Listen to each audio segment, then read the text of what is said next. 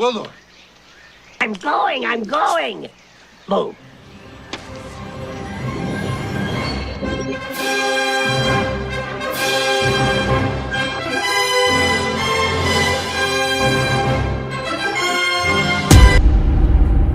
Gentlemen, let's broaden our minds. Lawrence?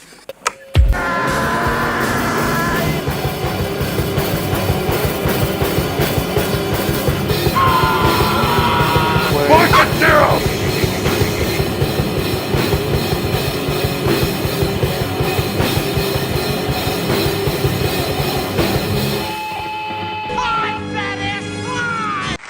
This is Video Store Clerks.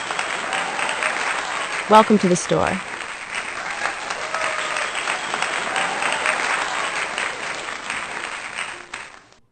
Hello, podcast land. It is Tuesday night, 10 p.m., maybe a little after now. But we are your Video Store Clerks Podcast coming from the video store. I am Chadman. I'm Chuck. And our friend Skeletor Mike is right around. You bumbling fool! You introduced me properly when you address the ruler and master of the universe. I am Skeletor! Until we meet again. Skeletor, how are you? I'm doing well. How about you? I'm all right. Good. But we were going to do things as we usually do tonight. We're going to do some news, talk about the flick that we are going to be doing this evening, which is Masters of the Universe 1987. Well, I'm the star! Then we will run the clip of the week, run some ads, and get the flock up out of here. But first, we do have some friends in the store this evening. Do we? Who could Our it good be? friend, A bunch of do-getters? Sturdovision channel. There's Horror with Sir Sturdy on Thursdays, Sturdovision on Fridays, and co-host of Popcorn and Pints on Saturdays. He's a very, very busy individual. The man himself, Sir Sturdy. What's good? Thanks for having me. Happy to be here. It's been a long time too, man. Yeah, since the garbage Hellraiser movie.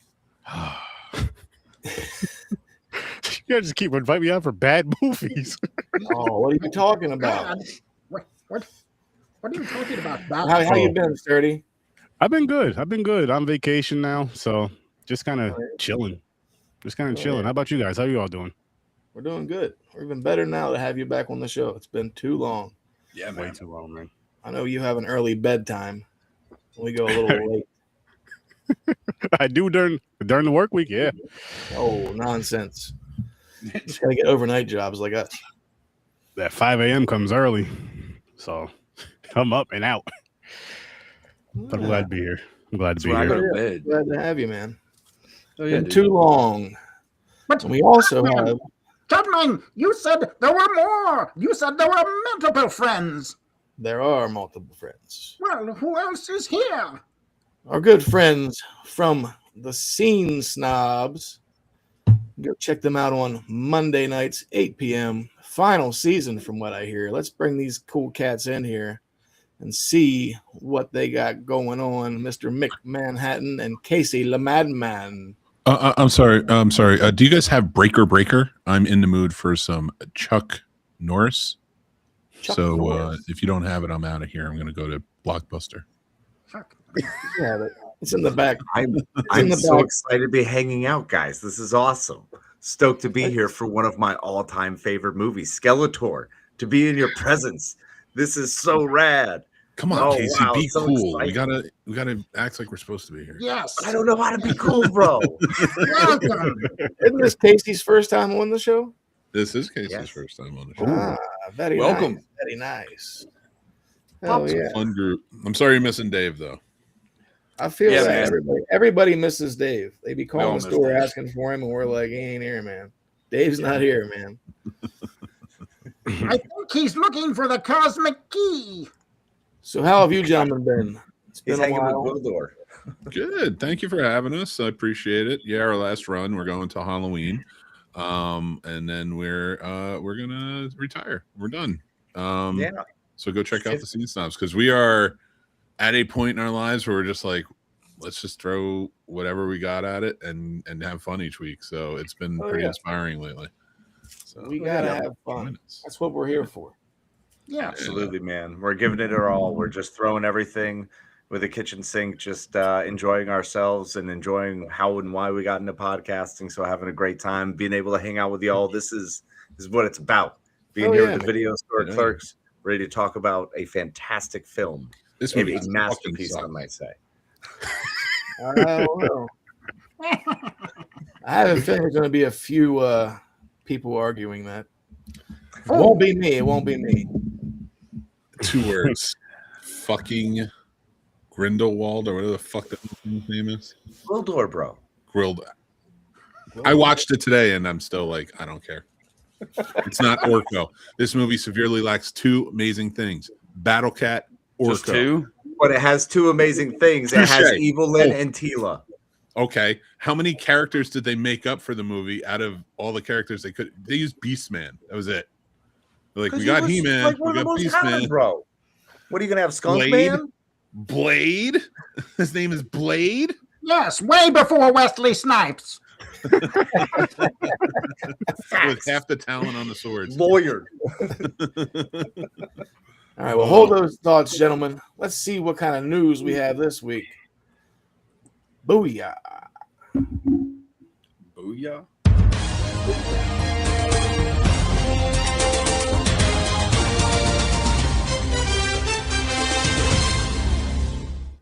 I don't think this heat is very welcome at this time of the year. No, but it's been nice not to have those thunder showers in the afternoon. That's true. For a change. That's but true. they're coming back, you said. Yeah, they'll be back by Friday. The heat is making me as wet as the thunder showers.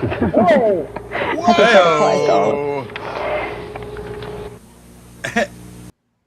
And the look of uncomfort. calm down there, miss. Yeah, no shit. She was all about it. She was like, And that's the way they did it back in the day. welcome to the 90s where I'm just pouring all over the floor. The thunder's got me wet. I love So, it. on the news, what we're going to do now is drop down the top 10 domestic Billboard chart here. Number 10, Mortal Kombat 2, falling off the charts, did 2 mil this week, doing 77.8 mil the last 4 weeks. And number 9, Passenger, did 2.7 mil this week, doing 15.3 mil the last 2 weeks. And Sheep Detectives did 4.6 mil, doing 54.5 mil the last 4 weeks. No period. 7, Pressure, first week out, did 5.8 mil this week. And number 6, Devil Wears Prada 2, did 5.8 mil this week, doing 209 the last 5. And then number 5, newcomer The Breadwinner, did 7.3 mil this week. Number 4, Michael, 11.8 mil this week, doing 340 mil the last 6 weeks. I want to see that shit. Any of you guys seen that shit yet? Yeah, I want to see it too. I heard it was actually pretty good. Enjoy. If you're a Michael Jackson fan, you're really going to enjoy it. Oh, yeah. What we got? Number 3, Mandalorian and Grogu, did 24.5 mil this week, doing 137 the last 2 weeks. And number 2, Obsession, did 27.3 mil this week, doing 106 mil the last 3 weeks. I can't wait to see that. I want to see that. And you guys talked about that last night, correct? Mm-hmm. Yep. Yeah, everyone has seen man. Loved it. Enjoy the discussion. Number 1 newcomer, Backrooms.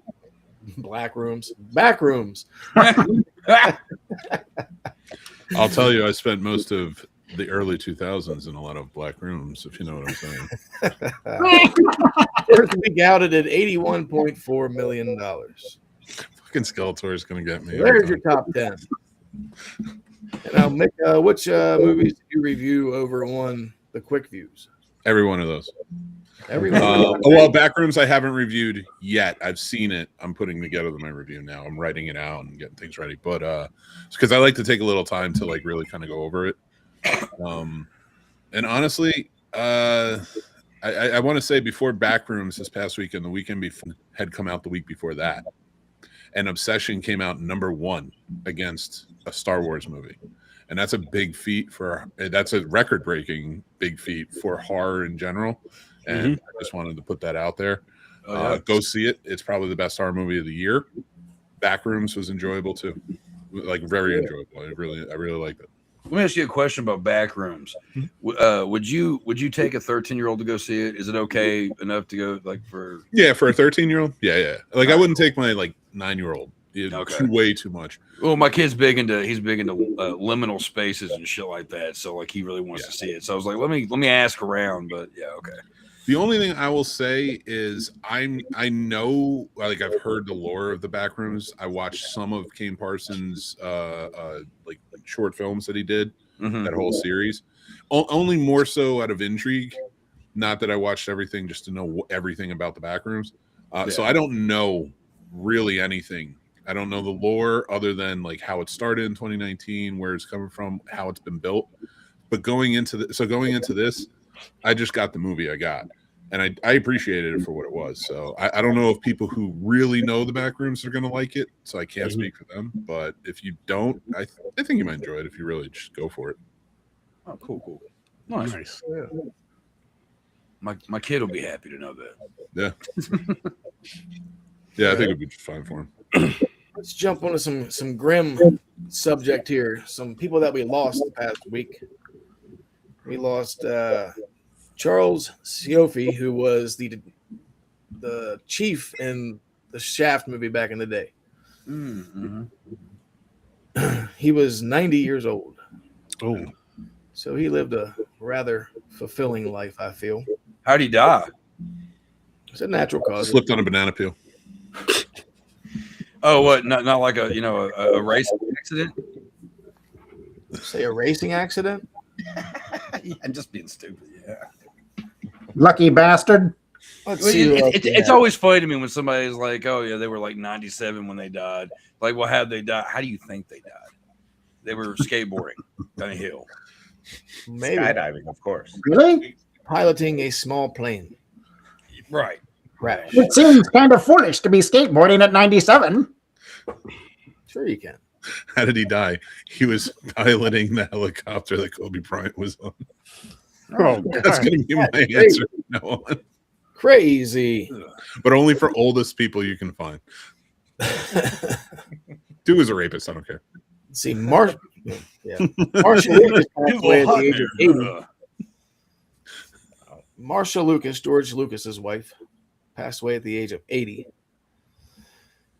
She also she does. We should all appreciate her. Yes. Right. She saved Star Wars for what it was. She created the Star Wars we have. Yeah, because if you look at the prequels and you look at the originals and you're like, wow, these are just different storytelling. It was her. She was the one that added the heart and soul in those big scenes. Obi-Wan dying was her idea because she said you need a moment in this that is really going to like impact the audience, and you got to have it done. It can't just be an easy escape. And countless other things throughout that trilogy. She was, and he, if you read that story, he did not do her right. He screwed her big. No, well, damn it. I was going to, I hate Star Wars. I opened the door with the Kobe Bryant but good for her. That's cool. That's good for you all. I was going to make a joke. I'm like, God damn it, he got serious. Don't get serious. Oh, fuck. So I'm just going to leave that. I'm going to leave the joke I was going to make. Trying to be nasty. He brings it out in me every time I come on. Right? Let's see. Sturdy's like, I'm not taking another vacation for like. We got a few more deaths here. Oh, no, I am. We have Kelly Curtis, who is the sister of Jamie Lee Curtis, passed away at 69. She was also in a few films with Jamie Lee, like Trading Places and Freaky Friday. And then we got Sonny Rollins, 95. He's a legendary jazz saxophone player. He played with all the greats. Treadmill accident. Yeah, he was not a helicopter pilot. No. He was lifting weights. He was getting ready for the next Mr. Universe contest. How did he die? He was visiting Rob Reiner. Ooh. Terrible. That one hit me. We should not be cracking the jokes that we're cracking right now. Fucking Chuck Nasty, bring it out, man. The last death we do have so far is Skeletor's the least evil right now. How did that happen? We got a legendary bassist and co-founder of the Commodores, Ronald LaPred, passed away at 75. No jokes. I love the Commodores, and this is no jokes. I got nothing on that one. Yeah. To flip it up, we got some birthdays today. So everybody's favorite Wayne Brady turned 54. Way to go, Wayne! Have to smack a bitch. He might. Dana Carvey turned 71, which I thought was crazy because I didn't think he was that old. Wow, church lady is like a church lady now. No. Yeah. Well, isn't that special? She's passing around the Satan. Some crazy shit. Stacy Keach is 85. He's alive. Fucking Stacy. Of course he's alive. He's held together by like whiskey and just eggs. All he eats. Love him. He's awesome. He's great. He's Bitterness keeps him going. Oh my god. He lives the way he acts. Remember, he's a lizard. Crazy. And he got that way from smoking really good weed. There you go. Very good. He turned into a lizard. Easy. Dennis Haysbert turned 72. President Palmer. Yes, President Dennis Palmer. Haysbert. He's still always hitting home runs. Jesus Serrano. Hitting that in the park, I'm telling you. Oh, yeah. I say, fuck you, Joe Boo. I get a lot of flack of this because I'm a big fan of Justin Long, but he turned 48 today. Oh, wow. I like Justin Long. I like Justin Long. He cracks me up. I love Justin Long in horror movies. Oh, yeah, dude. He was great in comedies, too. He's been holding it down for in the horror genre, too, for a minute. For a while. He's been in a lot of them. And I respect the fuck out of him. And he's hilarious. Oh, sorry. Zach and Mary, that whole moment that he's in that is some of the funniest shit in that movie. It's just it's him and Superman playing off each other. Brendan Rao. Was the gay couple. Oh my god, Yeah. I liked his movie Accepted. I need to watch that again. Accepted was fantastic. That was a good one. That was a good one. Waiting is not held up. I still like Waiting. There's still some funny parts. After working in that fucking business for so long. Oh yeah, it's hard not to watch that and go, oh, those are the memories. Glad I'm away from that shit. It's a memory for us. So yeah, I'm with you. Mr. Tusk. Mr. Tusk. Yeah. Mm-hmm. So those are our birthdays this week. Well, you forgot a very important birthday that happened earlier this week. The legend, Clint Eastwood, turned 96. Oh shit! How'd he die? How'd you lose that one? Happy birthday! Oh, that's good. That's good. Looking pretty spry for 96. Not too shabby. Looks good. Looks good. Until we meet again. You got to start saying that. It's going to drive me insane if you don't. That's so good. All right, some other entertainment news this week. It's not a whole lot of news. It's kind of depressing, actually. Oh, shit. Well, yay, depression. They're going to do a Rick and Morty film. It's in the works as we speak. Why wouldn't they? And they're going to do a Different World series sequel coming to Netflix, which takes place with Whitley and Dwayne Wade's son. Or daughter, one of the two, one of their kids. Like from the old show? Yeah. No shit. Yeah. Oh. I always liked it as a kid. I'm just kind of shocked. It's coming out 39 years to the day of the release of the original. Wow. Oh, wow. Damn. That's fucking 39 crazy. years ago. That's what I said. Dwayne. Ridiculous. All right, let's see what else we got here. Tom Hardy is in Mobland. They said he quit, but he didn't really quit, so he might be back because there's a lot of shit they got to film. So they're probably going to let him do whatever he wants. The main thing is he kept trying to do rewrites and shit for people. Yeah, apparently he was. Well, from what I read, apparently he wasn't actually ever fired. No, yeah, he just kind of walked off set. He wouldn't leave his trailer. He was being combative, or whatever the fuck. But apparently, a lot of bullshit was just rumors that came out because they're like, yeah, everything's been fine now. Like what I understand, Helen Mirren tried to have him fired and posted that shit, and a lot of people on set were like, no, he's always been great. He's always been cool with us. It's never a problem, except a couple of times he was late and they knew about it. And then all of a sudden, now he's a movie star. Like it's a show. It's who he is. But because the thing is, I just got finished watching that first season, and I'm hooked.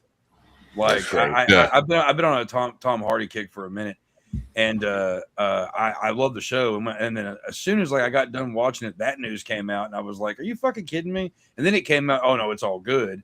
And I'm like, "Okay, good," because it's a damn good show. If you haven't watched it, I highly recommend it. I have a feeling that he was fired, and now they are trying to save that show. Oh, I'm sure there's more to the story. Yeah. They said they already got the green light for season 3, and they're still doing season 2. I've never watched the show. Well, he was going to be in season 2 and then fired as of season 3. Originally, what was reported. Again, I'm not saying that I know everything's going on. I don't even really give a shit. But if it goes down to it, this sounds like it probably was, or at least they were coming to that. This got out and it blew up in their faces, and they're stopping. I'd say there's more to it that we're never going to probably know, but whatever. I'm just glad that it's all worked out because I love Tom Hardy's character on there. It's a good show. And if you ever, I'd never seen Pierce Brosnan in a character so brutal before. I've never heard this man say many cuss words, and he says fuck and cunt very, very many times. and does some very violent things. And I'm like, hey, I'm all for it. I'm all for it. So he's living it up. He's loving this one. Oh yeah. Does Tom Hardy flap his dick around?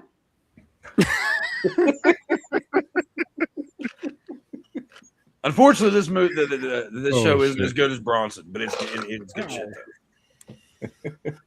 I know that was a highlight for you, Chuck. That wasn't a highlight. Thank you. Flappy. Speaking of the Rambo prequel, the Rambo prequel has a release date. John Rambo will be coming out June 4th, 2027. I'm ready.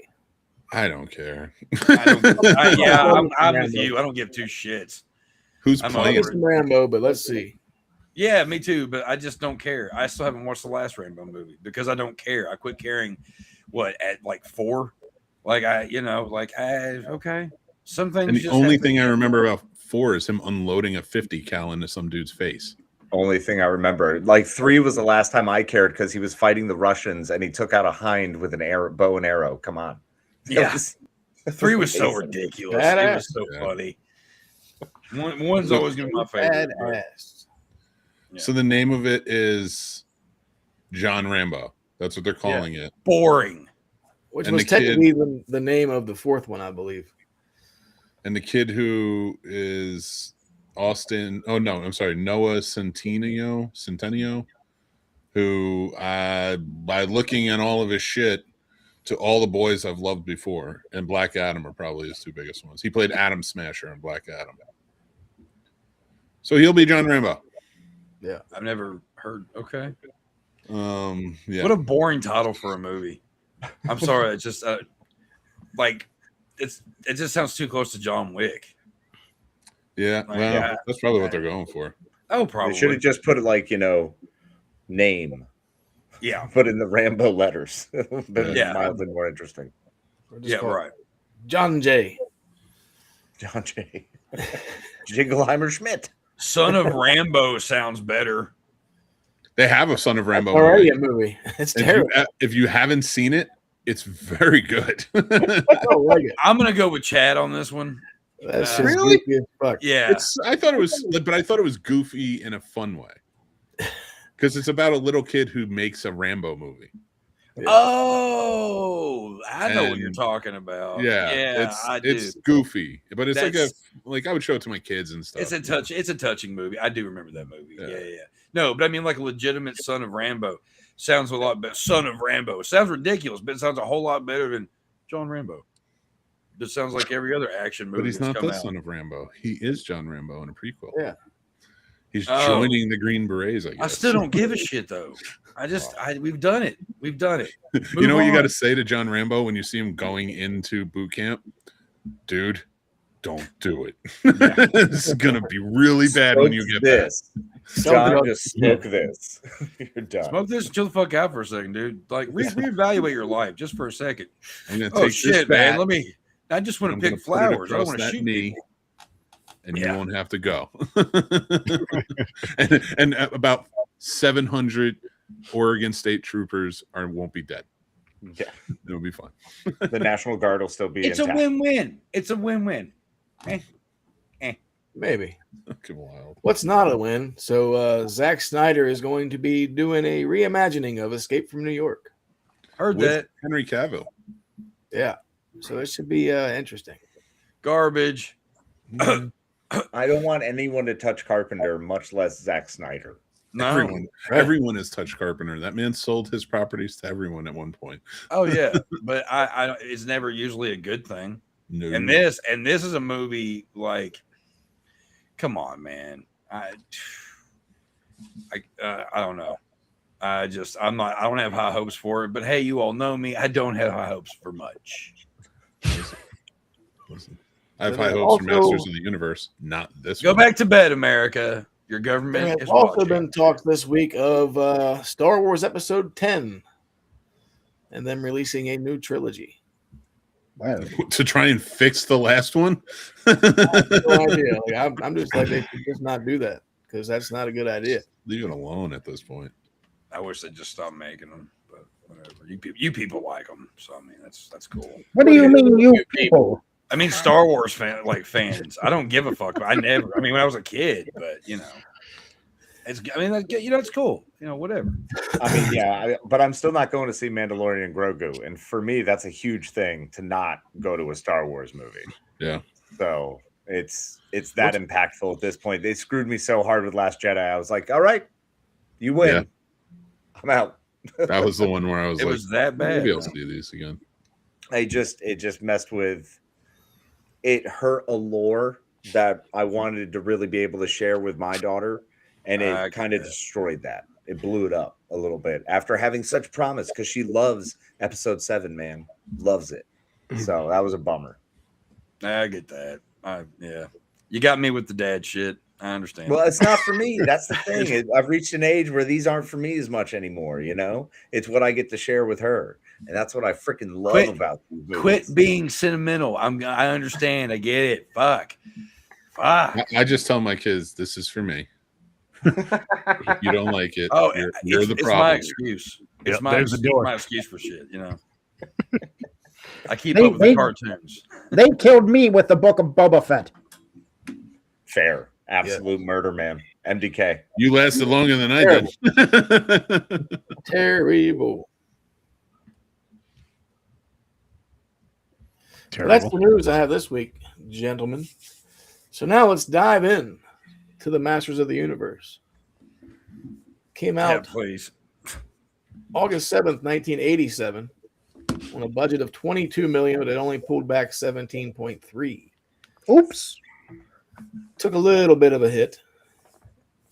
Which is mainly based off of the He-Man characters, not the cartoon, just the toy line.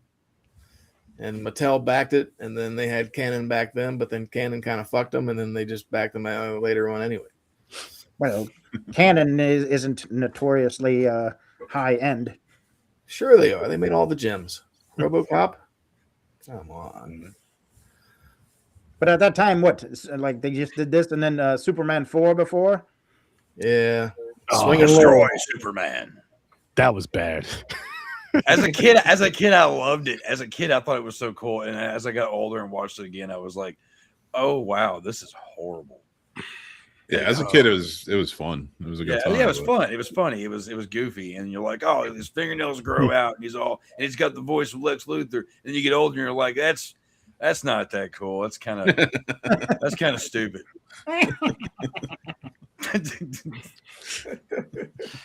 Well, then also the writer, David Odell, was one of the guys who wrote Supergirl back in the day. He also did Dark Crystal when he worked on The Muppets with Henson. That was a great one. Oddly enough, the director, Gary Goddard, this is the only film that he had made. Yeah. Surprise, surprise. he did a lot of Broadway stuff, and then he made a lot of dark rides for like Jurassic Park and T2 3D and all that shit. Yeah, This was the only movie he made. Yeah. Well, when you fail spectacularly, you know, might as well. Yeah. Quit while you're ahead. Thanks for coming, Gary. This fucking movie. Yeah. So now I know the snobs have seen this now. Sturdy, is this the first time you watched it? From what I can remember, yes. And I don't think this is something I would forget because it was just like, what the hell is this? This, and it wasn't even one of those bad movies. It's like a bad good time. It was like, hey, what's going on Facebook? It was like this. Damn, this is an hour and 45 minutes. Yeah, that's what I was saying. Yeah, what's going on Facebook? Too long. You could have got this whole story done in 45 minutes. Been good. Hey, how about He-Man, the Protector of Eternia, on Earth for majority of the fucking movie? Yeah. Well, because he had to get back. You know what? I didn't need added characters that weren't a part of the famous toy line or the cartoon that was out. Well, what I really needed was Courtney Cox and Robert Duncan McNeil. Hey, man, you back off Lieutenant Tom Paris. He's fantastic. Tom Paris. Not quite the musician here. Oh, and what did this movie have against fucking musicians and musical equipment? They burned everything. I was looking at that. I'm like, that's so much equipment that just got burned twice. I must have been on Facebook of that scene. I don't remember that. No, I'm just kidding. I was like, why do you hate music so much? It's a Japanese synthesizer. Oh, and what's his name? Gwildor.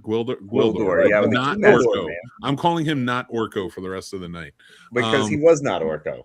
Not Orko's in a net in the beginning of this, yelling "help!" He's screaming "help!" It's very clear. If anyone heard it, they'd be like, "Oh, that thing in the net needs help," but not Tila, who pulls her gun out and goes, "Let's check it out." Classic Tila. Okay. Man in arms, get your daughter in check. What is happening here? She just wants to shoot the thing that says help. What kind of warriors are you? Although Chelsea feels nothing against her. All right, so who on here did not like this movie? I think we know. Boom. This guy. Oh fuck! I'm not the okay. Cool. I'm so glad this is how this is going right now. All right, so then we're gonna do this. Can we talk about? I thought I was going to be Ash versus the Deadites in here with you people at first. I'm glad. I thought I was going to have to get the boomstick, but I've been trading it all day. I've been like, man, I don't want to be mean. All right, cool. There's two other people in here that feel the way I do. Let's roll. Well, it's been a while since I've seen this movie. Like I really picked this movie because it's one of Dave's favorites that he's been wanting to do on this show for a while, and then plus we got the new one coming out on Friday, or tomorrow, depending on where you're going. So I was like, what a better time to do this movie? And then, of course, Dave got lost in the timeline somewhere. So we had to get Nick Cage. Didn't have to. Yeah, he did. Oh, we had to. Mm-mm. I know he's your favorite. Now, Cage played He-Man. Now, that's a movie. Cage should have played fucking Skeletor. Ooh. He would have went all in on that one, not Jared stupid Leto. Franklin Gillett seemed like he tried. He did a great job. He seemed like he was the only one that really understood what the hell that was everybody was trying to do there. Absolutely. When I was a kid, I always thought Skeletor was played by the Reaper from Bill and Ted. Oh, William Sadler? William Sadler. Yeah. For the longest time, I thought it was him. And then I actually started, paying attention. And I was like, oh, well, that's interesting. I'm only 42 and just learning this. That's cool. It's good to learn something every day. It also says something. It's also kind of bad that I thought that was William Sadler because of the shape of the face. So what does that say? Sorry, Will. I like you. What's wrong with my face? Fucking wild. It's not your face. You have a great face. Thank you. And I feel like Frank Langella did a terrific job portraying me in this feature film. I think there needed to be more Skeletor stuff in this movie because, he definitely carries the film. He does. I feel like his story is a little more interesting than just having He-Man and man and woman of arms just running around the streets of fucking New Jersey, fucking shit up. His Skeletor was about as good as Red Skull or whatever in the Captain America movie. They're What's the both best crap. part? I mean, I don't know. I think this has when they are screwing stuff up and just, living their truth, just burning fucking Jersey. I love that long, slow platform shot. I think she was moving to New Jersey. I don't think she was. And like the whole army comes out with Skeletor on his big ass platform. I was like, that was the most, with Evil Lynn at the front. That's the most picture perfect playing with my toys. What I imagined. It was just. That's amazing. what you imagined? Because you know Yes. what? I was really in New Jersey at that time playing with He-Man. And you know where they weren't supposed to be? In New Jersey. Well, that was the whole point. They were trying to get back to Eternia, bro. They should have stayed there in the first place. Fucking hightailed it as soon as they could. Well, we didn't have the budget. When did Beastmaster 2 come out? Because wasn't that pretty much the same premise? The Beastmaster goes into like the other dimension of like these days or whatever. If that came out after this, I'm like, wow, you thought it was a good idea to rip this off? Yeah, Well, he no, was like in Beastmaster was San a- Bernardino. Beastmaster was a real. Yeah, it took place in Whittier, It was shot in Whittier, California. It takes place in California. She's leaving to go to New Jersey. You know why? Because there's fast food there. She wants to meet her friends there. Point. One thing, the only two things I like about this movie. The mention of New Jersey and No. I wish I would have kept my state out of this stupid movie. James Tolkien gets a deserving end where he gets just hot chicks in Eternia. R.I.P. Yeah, he deserved that. And the other thing is Evelyn and Tila. Meg Foster, bro, automatically. Crushes. Meg Foster's good and everything. I like Meg. She really did a good job in this movie. Those He eyes, bled, man. slackers. Those eyes. He lives. That's all I think of, man. I mean, this is like Dolph Lundgren's first movie since he did that little shit he did in Rocky IV. Mm-hmm. So this is like his first solo thing. I know he had like a lot of issues where like in his contract he only had 3 times to say his lines clearly, and they almost fucking did everything dubbed, but then they decided not to. Wow, because his English, his Swedish accent was so heavy that they couldn't understand what the fuck he was saying. Well, it's like his English wasn't good at the time, and on top of that, like you said, he just came from Rocky. It's like you're going from an ultimate heel into an ultimate baby face, and it doesn't compute. Well, no, the reason it didn't compute is because he's unrecognizable as He-Man in this. No, not at all. He totally pulls He-Man. He just has moments where he talks like this when he's trying to say something. He looks nothing like He-Man. Because they don't want to give him the bowl cut; they want to give him the feathered hair. Right? Well, I get it. I get it. They wanted to make him look manlier than he actually did. I get it. Don't knock the flowing locks. I just think, especially in '87, man, that was the look. If he had a Yeah, Firebird, I get he's that. spot on. Yeah, Where was yeah, the sword? I get that, but I just don't. I don't know. I think that I personally think it's just a fucking mess.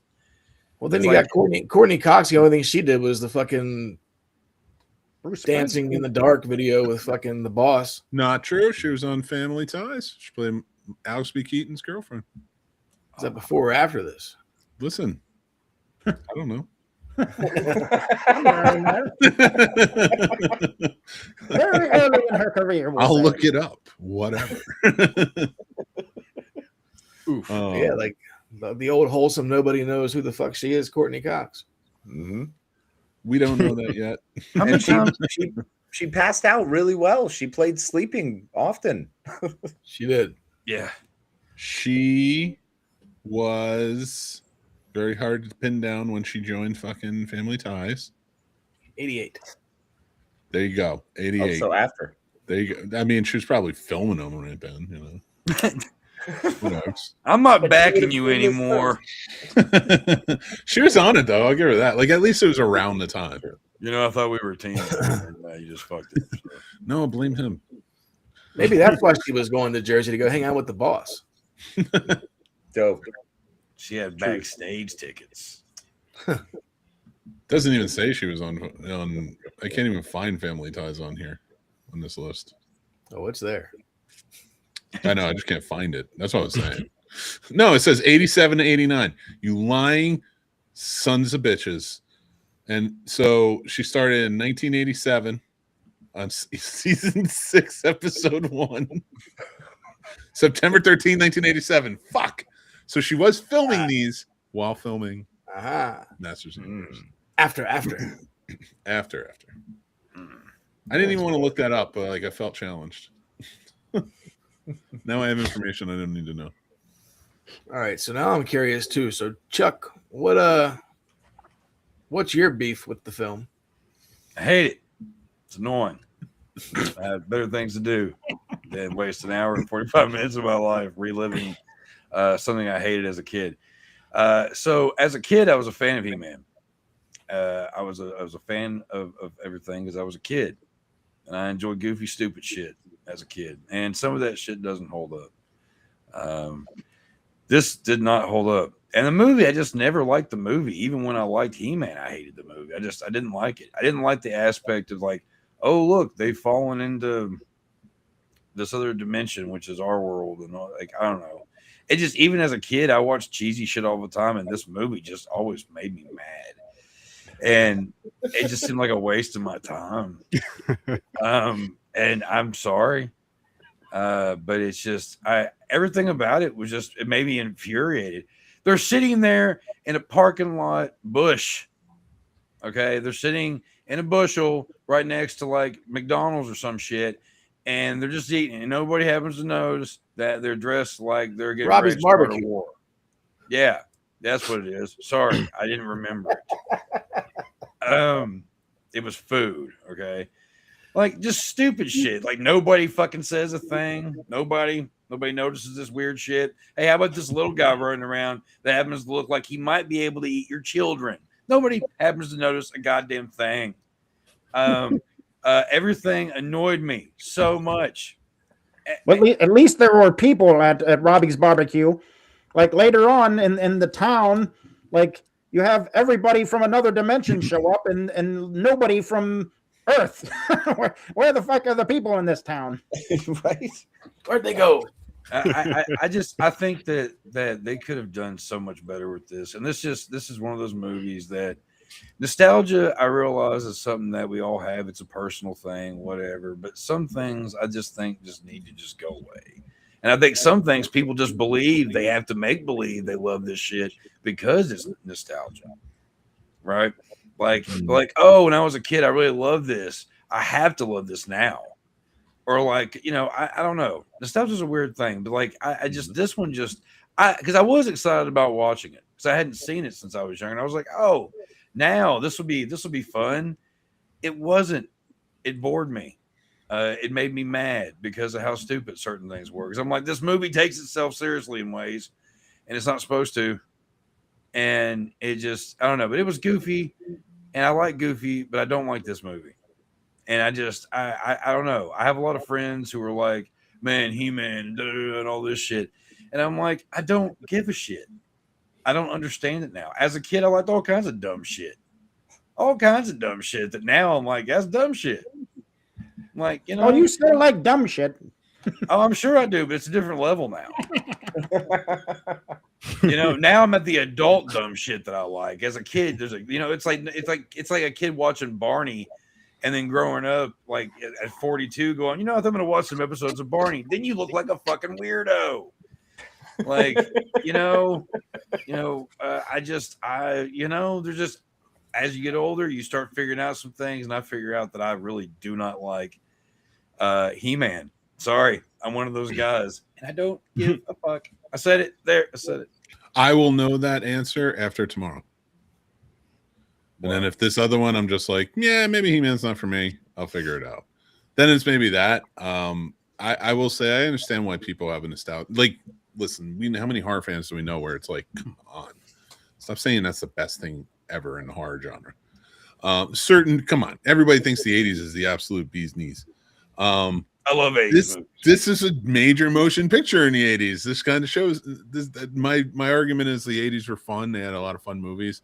They produced, with the exception of maybe like 3 or 4 movies, they produced nothing of intrinsic value towards anybody. They were just fun films. There's a lot of good 80s movies. There's a lot.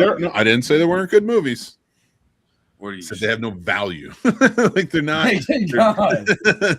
They have personal value of nostalgia. They're not movies, in my opinion, where like I just don't think there's anything that came out of that outside of like 3 or 4 movies. Out of the entire 80s, Back to the Future, favorite movie of all time. Mm-hmm. I get it. But is it one of the greatest movies of all time? No, it's one of the most fun movies of all time. There's issues with that movie. But people like with the 80s, for some reason, they have this nostalgia brain that's just like, oh, it's the greatest movie of all time. Have you seen The Breakfast Club? It's fun. It's great. It's enjoyable. Okay. But, yeah, I think I'm going to back what he just said. Yeah, I like what you just said. I disagree on the number that you said. Like I usually would fight you on this one, verbally, of course. But I think I'm going to go with what he said to an extent. Yeah, there is that. There's a lot of fun movies from the 80s, and there's a lot of garbage. There's a lot more garbage, and people praise a lot of the garbage. And, but, you're also a snob, right? So cheers to you on that, sir. Thank you, sir. Let me get my real drink.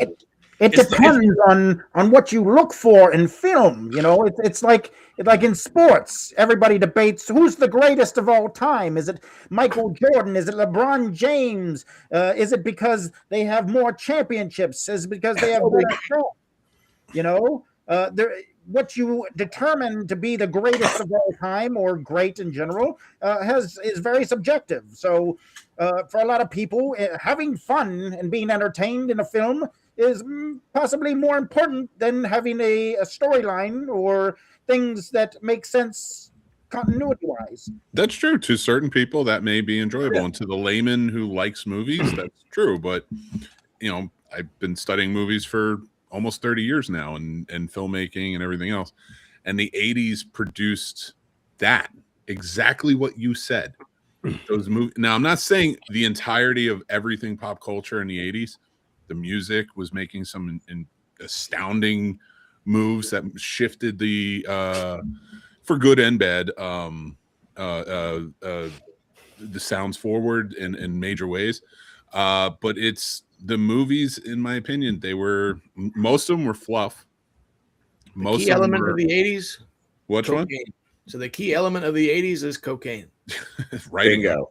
But I do think that, in the grand scheme of it, story should always be the important thing. And that's what people tend to walk away from. That's why we talk about movies. I've never heard anybody talk about an 80s movie outside of like Do the Right Thing or Raging Bull, which are 2 of those movies I was talking about, where they were like, this is some of the greatest filmmaking of all time. Maybe some of the advancements in technology at the time, which were completely dated by the time you got to the 90s. And I'm talking visual effects and things like that, because we've stepped it up by that point so much that it just became nothing. Honestly, it just remains a fun, nostalgic time. But most of the people will shift to the 70s and be like, which I think was the greatest decade of filmmaking. I think the 70s really did a lot in that way. It did groundbreaking stuff that the 80s were able to perpetuate and build on in more outrageous, silly, fun, goofy ways to reflect the times of a lot of spending, a lot of the global economy was exploding. America was the top place. So we were having fun. We were not telling always great stories. We were telling big stories. And it kind of grew into what became the sort of middle age of the 90s, where we were growing up. and we got through the growing pains, and things were changing with the times. So there's a lot more growth that happens in the 90s, a lot more groundbreaking things. That's why I think the 90s is the greatest decade. But the 80s allowed for both of those things to happen. The 80s, we needed to go so crazy and party in neon and go nuts. And that's why there's a beauty to it. There's a lot of fun to go back to, because it's nice to go back and have fun. I want to go to the carnival. Not all the time. I'd die. I would eat the worst things on earth, more deep fried Oreos, and I'd be dead. But watching these movies is your deep fried Oreo. It's your treat. And who doesn't want to treat themselves? Yeah, Who but doesn't 80s want to movies enjoy aren't that, like man? deep fried Oreos. 80s movies are like the rides at the carnival. Yeah, they're fun. You want to go on them, but you know some screws are shaky because they didn't actually put them together well. And almost dying is part of the joy. And then if you go to What's the up, 90s, RJ? I hard disagree with you. I think it's the second best decade for movie and filmmaking. 1999 is the best year for movies ever, in my opinion. The 70s was one that it was such an independent boom that was starting to be backed by a new studio system. We were seeing things that we're never going to see again. We will never see films made on that level again. And they haven't been since, because the movie business became more business by 1980 than it was ever before. And that's where we started seeing those big elaborate, it was money, money, money. And that's what set us down a path that kind of ruined us. The 90s, being annoyed by all that, we saw a sort of a resurgence in that indie vibe. And then the 2000s completely stamped that out. Yeah, well, the 2000s became the repeat of the 80s opulence and just kind Disagreed. of turned No, us the into 80s this weird. rise up. Everybody were doing great. We're all on this level where not everybody was, but like we're rising up. 2000s after 9/11. No, it's Wow. dark. We Yeah. have to watch each other. It's rough. And that's where we built off of. Yeah. TV became more of that 80s push of like, oh, it's great. Watch reality TV. Watch other people be stupid. See, I like both things that you were saying, because I agree with a lot of what you were saying about shit. You know, because because there is growth, there has to be growth, right? Mm-hmm. And because I love 80s films, love 90s films, I love 70s films. I even love some movies that have come out in the past decade. I used to be a really bad snob, if you will, when it comes down to this shit, and I still have my moments. Certain movies are triggering, as the kids say. But no, I don't know. I wish that you all could meet in the middle so I could agree. Here's the meet in the middle. Like Mick says All a bunch movies. of shit. I'm like, all right, okay. And then you said a bunch of shit, and I'm like, now I'm torn. And the gummy started about 2 minutes hold on ago. 1 second. Here's how you meet in the middle. All movies should be enjoyed. Mm-hmm. And whatever you love, like Mike was saying, Skeletor was saying, if you love it and you want to revisit it and go back to it, there is no shame in that. There's no shame. And me saying the 80s was more of a fluff, again, Back to the Future is my favorite movie of all time. RoboCop's in my top 10 movies of all time. Mm-hmm. I go to 80s movies. It's comfortable. It's a warm blanket. It's a decade of a warm blanket of comfort that we desperately needed after the horrific times of the 70s. And that's where it was a reflection of the times. And it was more consumer and commercialism.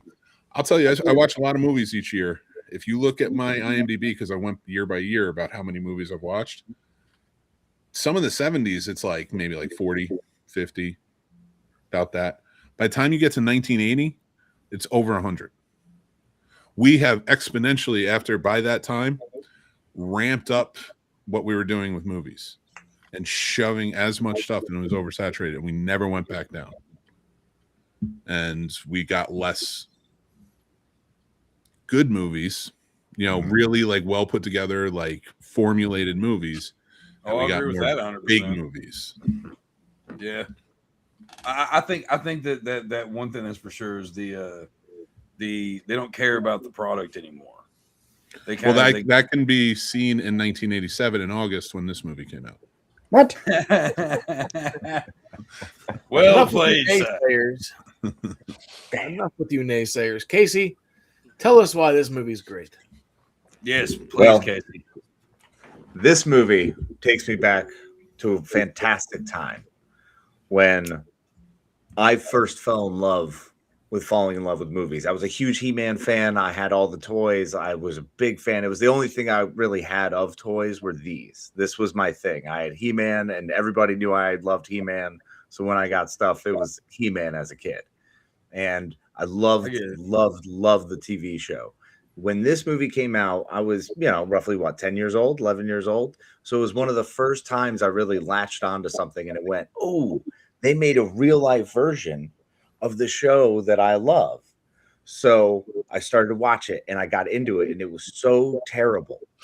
It was none of the characters, nothing was right, but Skeletor and He-Man were amazing. Like their clash when they're fighting and it goes all black and white and the swords are with the light that you see that's just splashing off of everything. And Skeletor's all decked out in his gold armor and it's just the most ridiculous over the top thing. And then he busts out and Prince Adam screams, "I have the power," in that weird Swedish accent that he does. I mean, that just brings you in, man. That makes it beautiful in your soul. It feels good. I loved this movie. The story with James Tolkien, I had remembered him from Top Gun. He was a great actor I was a fan of, and being a fan at that young age connected something within me that made me love watching him go nuts with a shotgun against invaders.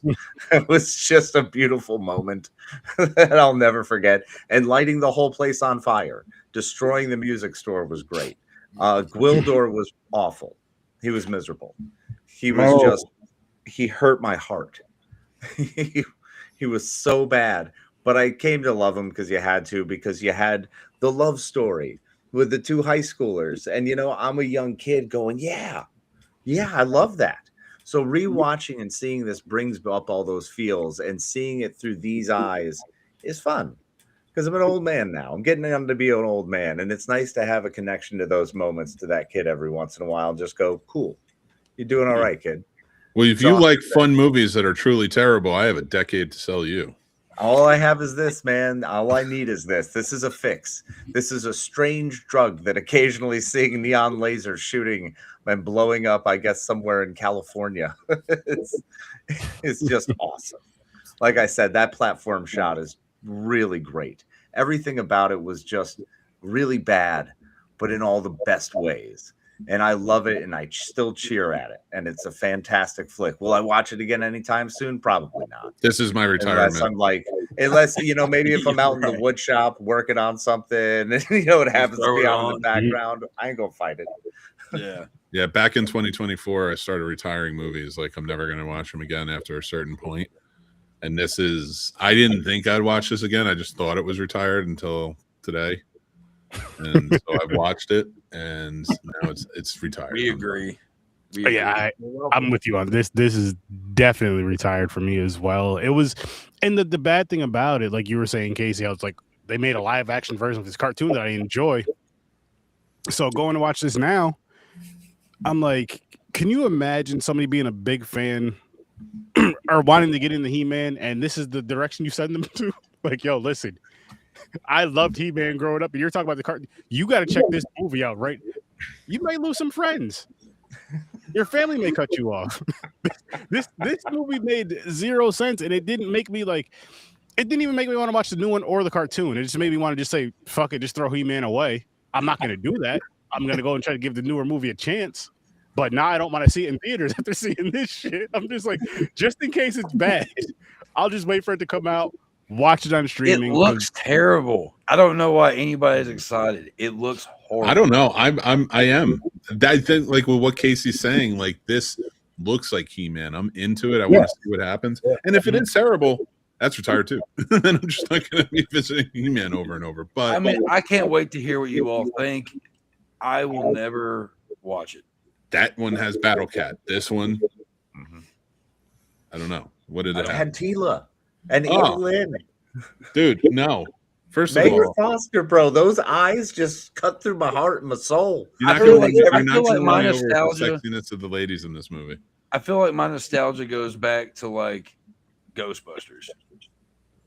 Like when I want to feel nostalgic, like I watch Ghostbusters all the fucking time. It's one of my favorite movies of all time. And you know, that's the one I go for. All this other shit, these guys make me watch this shit.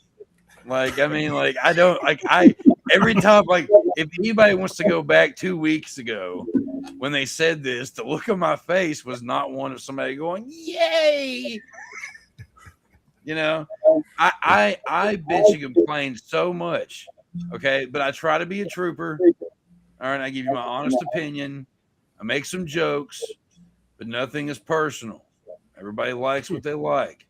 Doesn't mean I'm not going to make fun of you for it. All right. Agreed.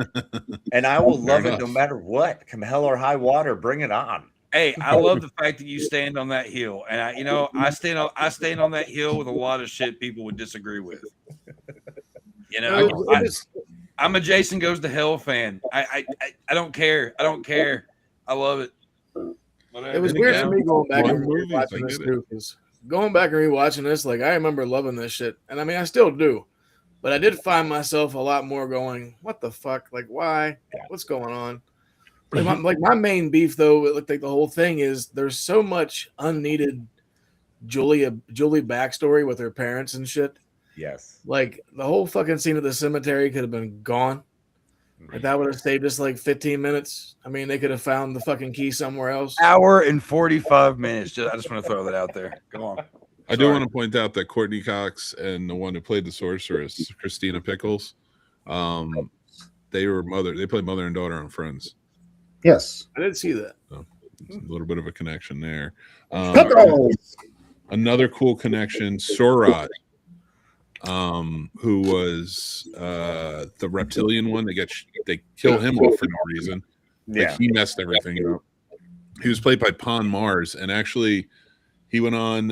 He played the Wheeler. He was also the Noid. Yeah, he was the Wheeler. He was the lead Wheeler in Return to Oz, but he was also the Noid in Moonwalker, and he was Francine Sinclair on Dinosaurs.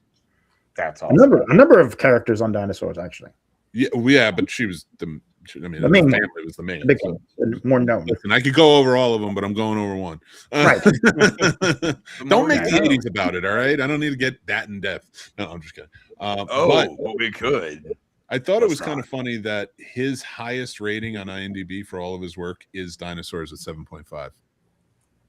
It's a good show. This movie, 5.4. Too high. Way too high. I thought it was interesting that Chelsea Field, that played Tila, is married to Scott Bakula. Yeah, I know, right? I was like, that's weird. I don't know why that was weird to me, but it was weird. Scott Bakula. Do you think in their house he's Party like of Five? Scott Bakula. Who's that? Quantum Leap.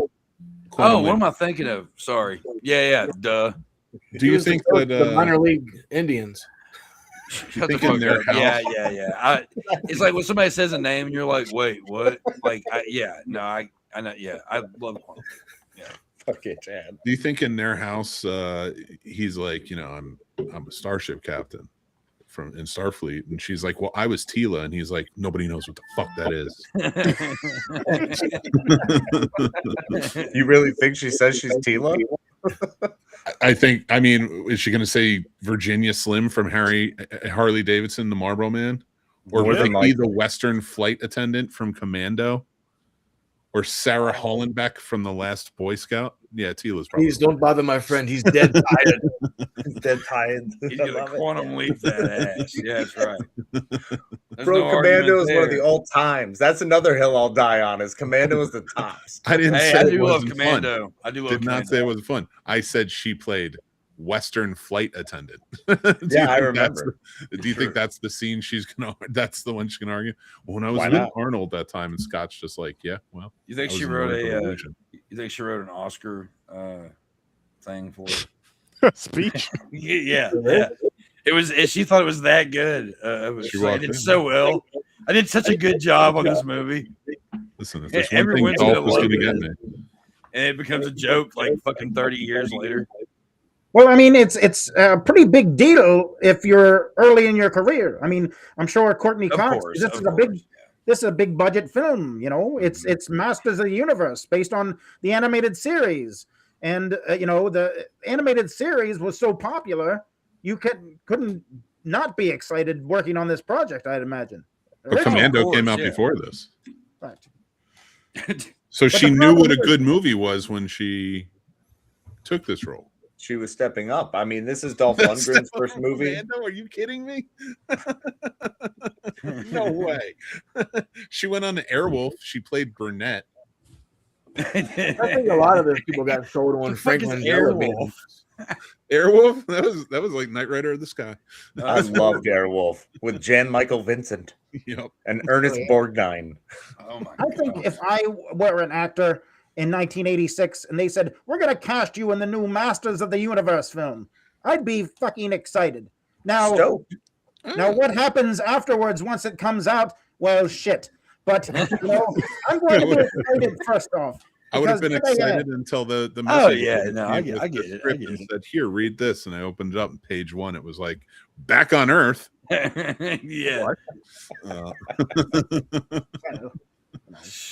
That is a weird turn.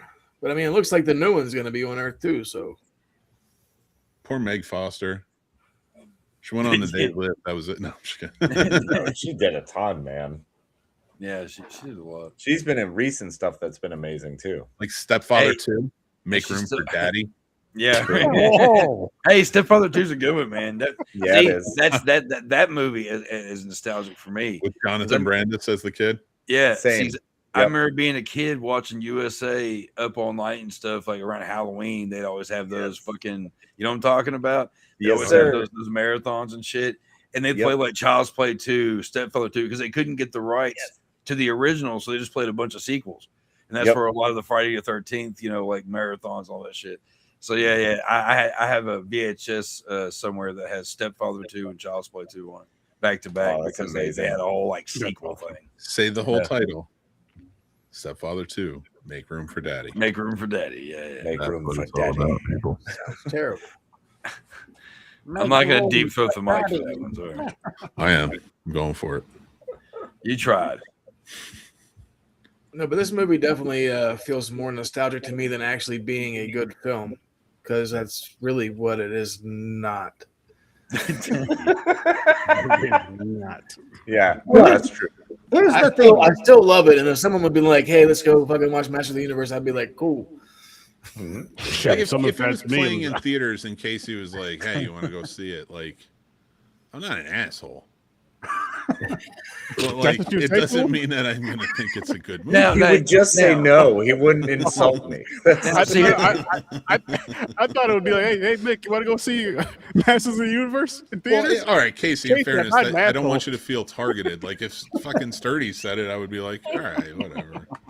Now I will say, want to be there, but I will say this though, like if it was a situation where like a group of my friends were like, hey, let's go down to there's a place called the Kentucky Theater. And it's like, hey, they're playing like all these old like fucking movies. Like, let's get like have a few drinks, whatever, go check this movie out. Like, yeah, check it out on the big screen, having a few drinks, chilling back. Like, who gives a fuck? You're too buzzed to give too much of a shit. You're hanging out with your buddies, whatever. By myself, I can't watch it. Alone. I don't give a fuck. It's not fun for me. Like it's just not. It's not something I give a shit about. Like every time that I just think about certain, like again, just sitting in the bush and nobody gives a fuck. Like that just makes like scenes like that make my entire body go. Ugh! I can't have fun watching a movie when I am completely like insulted as a viewer watching it. Like I get why you all love it, but I mean, I just not for me, not my thing. Nah, I'm with you. I'm with you. I'll tell you and that Bill Conti score, that Bill Conti John Williams try score. I was like, it sounds very similar to Superman.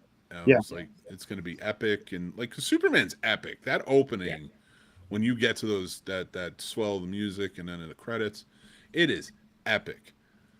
Then you get this. That they're trying to pull that same swell of the music, and then it's just like Dolph Lundgren on a blue screen. That looks like it was videotaped. I don't know where everybody else was on Friday, August 7th, 1987, when this came out. But, I was 6. Mommy, why is the guy from Rocky IV in bondage? In hindsight, I would like to say I would have preferred to have gone seen the Care Bears Adventure in Wonderland, which was the only other movie that came out that year. Oh shit! So, see, as a kid, I love that. I don't want to fucking rush out and watch that because it reminds me when I was a kid. I don't give a fuck. Fair. I would rather watch that movie now. What to fucking like clear your fucking like panel from watching this shit? No, I just meant instead of this shit. Oh yeah, 100%. Chad, do better. Next time, do Care Bears Adventures in Wonderland. What are you doing? Care Bears are out, man. He-Man's in. Can you not give him any? Can you not give him any like advice on what he probably should? Now Mike knows. You know what came out a week after this and did the worst out of everything? The Monster Squad. Oh yes. Oh, see. And then House 2, the second story came out the week after. Yes, that's my all-time That's favorite yours. one right there. I'll watch House with you. Hey, go on, let's do it. There you go. All right. I've got every one of those. I've got every one of those movies on VHS, and they're like my prized possessions. My VHS. Fuck yes. I even have. I have the part 3 that wasn't really part 3, the last horror show. Yeah. Oh man, love House. Now I gotta find you a VHS copy of this, Chuck. I've got a VHS copy of this. I've got a VHS copy of this. Yeah, Laser disc. A laser disc. Well, yeah, give it to me. I'm never gonna watch it. Those things look more like medieval. I've got a buddy. I got a buddy that would pay good money for it. Go ahead, send it to me. I need the money. Oddly enough, for me, going back and watching it, I enjoyed it more now than when I was a little skeleton up in Snake Mountain. Whenever I watched it back when I was a child, I was like, this is one of, probably the first time live action film was something I saw from, one of my cartoons, animated series, At the time, I was like, what the hell is this? I didn't originally like this as a kid because, as Casey mentioned, it didn't have a lot of the original characters. I'm like, where's Trapjaw? Where's Merman? Where's all these characters that I love from the animated series? So I felt like I got kind of ripped off. And on top of that, the crazy story that I didn't care for as a child. Agreed. Yeah, 100%. nothing better than Robbie's barbecue in a He-Man movie. I got a question. Does Skeletor sound like he's at a podium? Kind of like he's giving a speech. Today, is it echoing? Yeah. It's the greatest day. Okay, just making sure. Like, it's kind of cool. It's awesome. Like, I don't mind. I think it's kind of cool. I just was making sure it wasn't just me. Okay. Picking up on Mick's camera or Mick's mic. Picking me up? Yeah. That's what it would sound like if we were like in the back. Because you guys are echoing too. Hold on. Oh yeah. Oh, I thought that was just me, like in my head. I thought it was just me for a minute. I just switched over to the fucking. Now you're good. Is it better? The chat boxes and. Video Store Clerks live. Anything can happen. But yeah, it was very different from the animated series that I enjoyed, and for that I didn't really like it much. Timing was another issue with this film coming out in '87. The peak of He-Man, the animated series, was 83 through 85. Whenever it originally aired. So by '87, everybody was kind of off the wagon with this. They'd moved on, so the timing wasn't excellent either. Like we said, the production budget was poor. So they decided their limited options were to go to Jersey. So fuck it. Well, my other thing about He-Man was I kind of got the ass end of really giving a fuck because I was born in '84. I was wondering where you're going with that. And I remember having like friends and stuff that had all the He-Man stuff. I had He-Man figures and all that. I remember watching the episodes. I don't remember what time period it was, but it had been the ass end of it. Because I remember having some little girlfriends of mine who actually were big into She-Ra. Yes. and all that shit. And so like that's how I was able to get along with them, is because I had He-Man stuff and then they had She-Ra shit. And I thought they and I look back and I think about how dumb I was. I used to give them so much shit for like, I was like, you like She-Ra, I like He-Man, he's so much. And I'm like, I don't know what the fucking, it was cool that they were into that kind of shit and I wasn't that. The thing is, I don't think that my concern was with that too long. It just didn't keep my interest. And like I also, because I got sucked into like the Ninja Turtles and like the real Ghostbusters and like all that kind of shit. Again, timing. With you being born in '84, you're kicking off Ninja Turtles in the late '80s, early '90s. So you're at that 5 or 6 year old time frame, as opposed to like me, who was born in '80. This is my 6, 7 year old time. So it's definitely when your age definitely plays a factor, I believe. Yeah, I mean, I was probably like 5 or 6. Yeah, when I it was like you knew of He-Man, but like He-Man had already passed you by. Yeah. I was 83, so I was right there with you. Like I kind of hit both of those. I was definitely Ninja Turtles by the time I was out of that, but that 5, 6 was still He-Man. Because I remember it went from He-Man was the big one. Ghostbusters started coming out shortly, after the movie they made the show, and then Ninja Turtles in '87 came out. So by the time this movie actually comes out, Ninja Turtles is the rage. Yes. Like I said, it's gonna, like you're saying, it's definitely gonna take away. Like I remember watching episodes of He-Man on the TV. I actually remember very vividly watching that on like episode and shit. So it had been the ass end of it when it was like they were like showing a few episodes here and there on other channels, and it was still, they were still selling toys.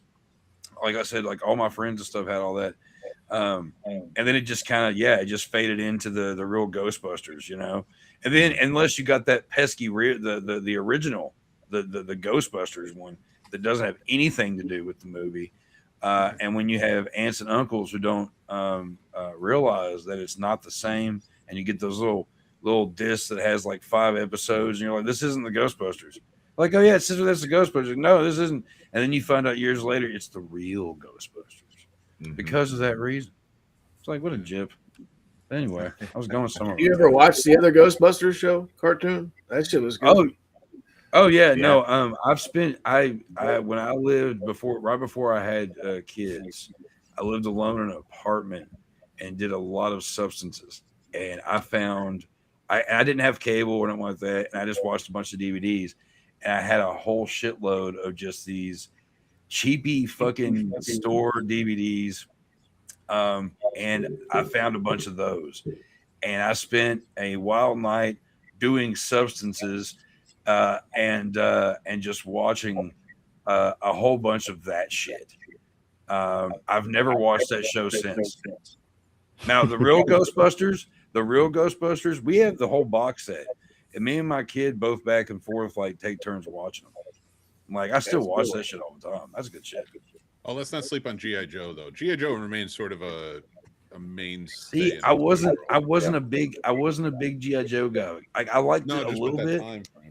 Right, yeah, but like I also wasn't into Transformers. I mean, I liked it, but I wasn't Transformers. I was not really like hardcore into it. See, the thing is like I was also an abnormal kid that was raised on Nick at Night, and I preferred like those black and white movies and stuff. And my dad like raised me on that kind of stuff. So I watched a lot of like the Saturday morning cartoons and like the afternoon cartoons. But I really loved watching episodes of Dick Van Dyke and fucking, Alfred Hitchcock Presents and stuff like that, with my dad and stuff, at night more than anything else. So like I liked a lot of the usual shit. But well, speaking of G.I. Joe, 1987, the G.I. Joe film came out, and you want to talk about epic opening sequences. Unbelievable. It was amazing. I get goosebumps watching that intro. Yep, it was still so good. Well, that's the way I felt about Transformers too. I mean, I remember that first episode of Transformers when they're escaping, and it was just like, that was epic, man. That huge battle just going on the whole time, and Cybertron was so cool. And yeah, it was all of those hit. Silverhawks. I was a Silverhawks kid too. Oh I yeah, love that with Monstar, man. That was a crazy one. Well, it's like you have the Transformers film in '86, and then the GI Joe film in '87, and they're animated. So He-Man comes out, and it's the live action version, and it's like I said, Dolph Lundgren, who if you saw Rocky previously, you're like, oh, he's a bad guy.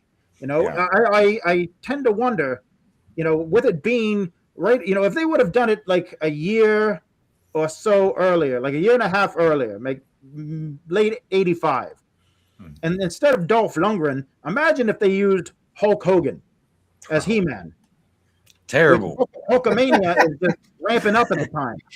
Oh yeah, come on, brother, we're about to go take down Skeletor. That film would have made a shit ton of money. What's he gonna do when the Hulker comes? Yeah, it's kind of like what he did with Suburban Commando, right? You take give him some more hair, but I mean, he can pull it off. Come on, brother, I have the power. Yeah, I can see it. Saying the N-word everywhere. He probably would.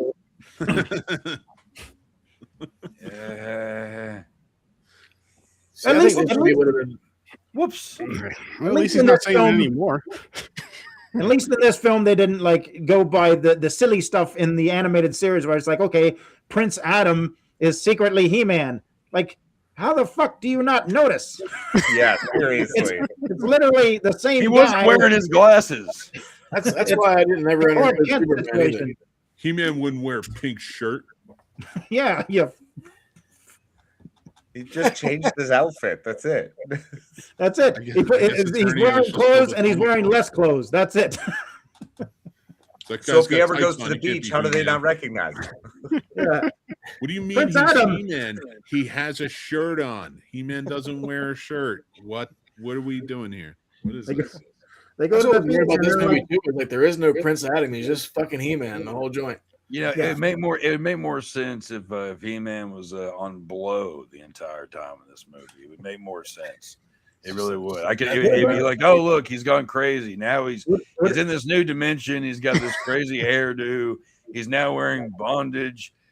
He's losing his hair. Like he's letting his hair down. It would make more sense. Robert Downey Jr. Don't worry about it. If this is if this was more of a drug film and less a nostalgic ride to nowhere, that would make more sense.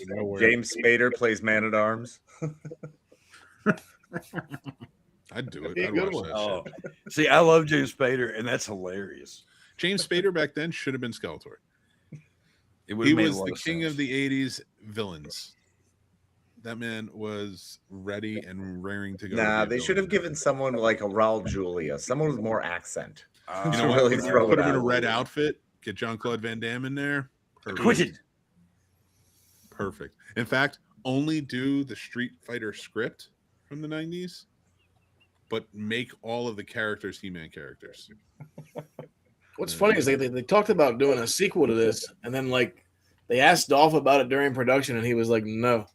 then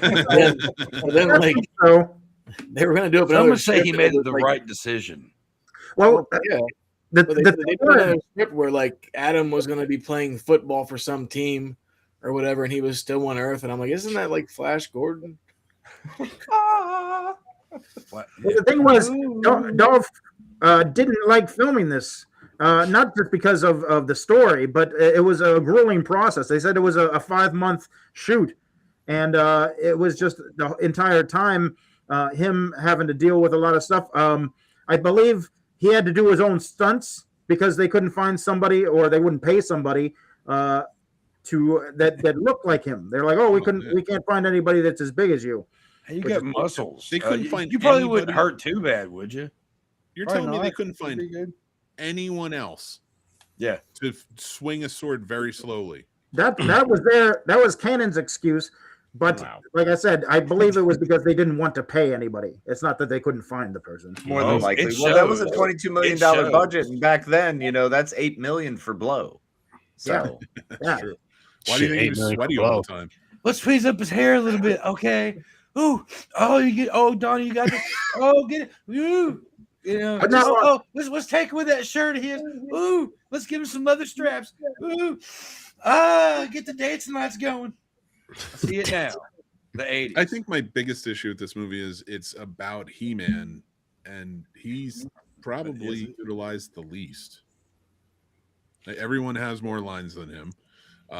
He's not really in the forefront delivering any monologues or any big, like really anything inspiring. He's doing the fighting. And then, like, he's the guy, the protector, and then, like, everybody else talks for him. And that's why I say Skeletor stole the movie. Yes. Yeah, and I mean, listen, Skeletor was probably nailed it. One of the better things about this movie, because Franklin Joe just went all in. Yes, and this is one of his favorite roles. He's mentioned in the past that he loved performing Skeletor, and the reason he took the part was for his 4-year-old son at the time, who was a huge He-Man fan. And that makes sense. That's nice, and I like that. I still don't know why Dolph Lundgren had such a bad time shooting in the suburbs. Sorry. What did Dolph Lundgren make after this movie? Another movie 5 years later. Punisher. What was it? Not Respect. Not Respect. That's true. What year was Punisher? 89. 89. Punisher's 89. Probably. Yeah.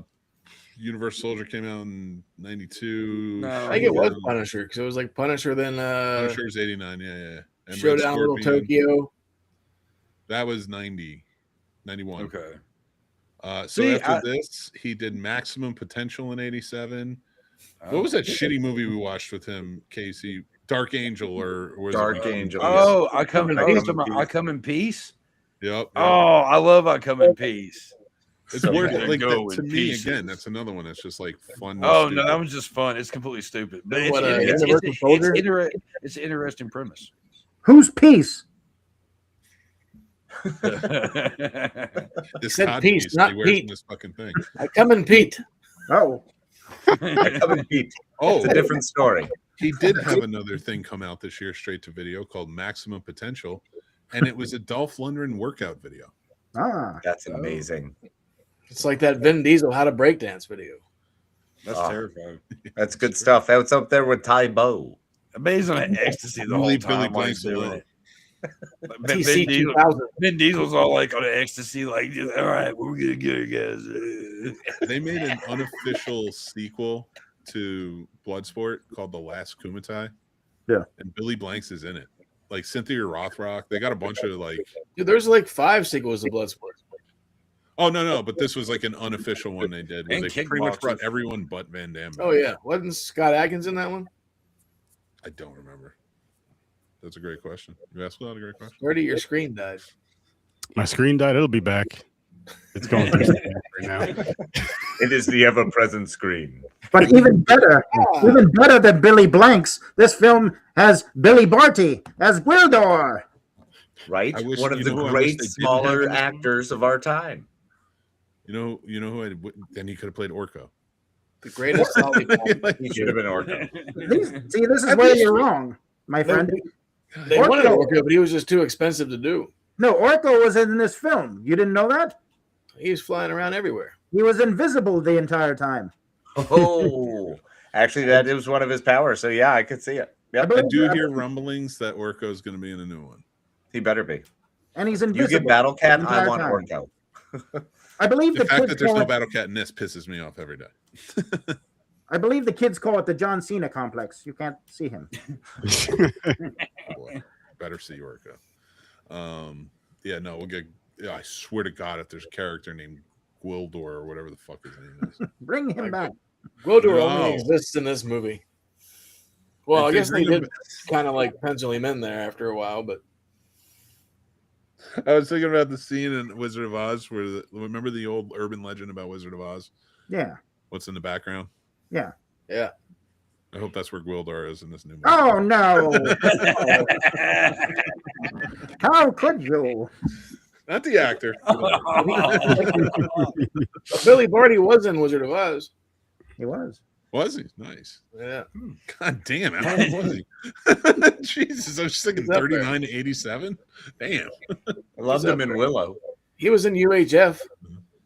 Yep. Yeah, he was born in 1924. Oh. Damn. So he's already, what, 53 at this point? Oh, wait, He was 60, like 15 when he was in that. 63, rather. And how did he pass? Nice. I don't know.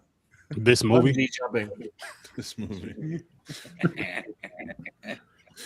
So fucked up.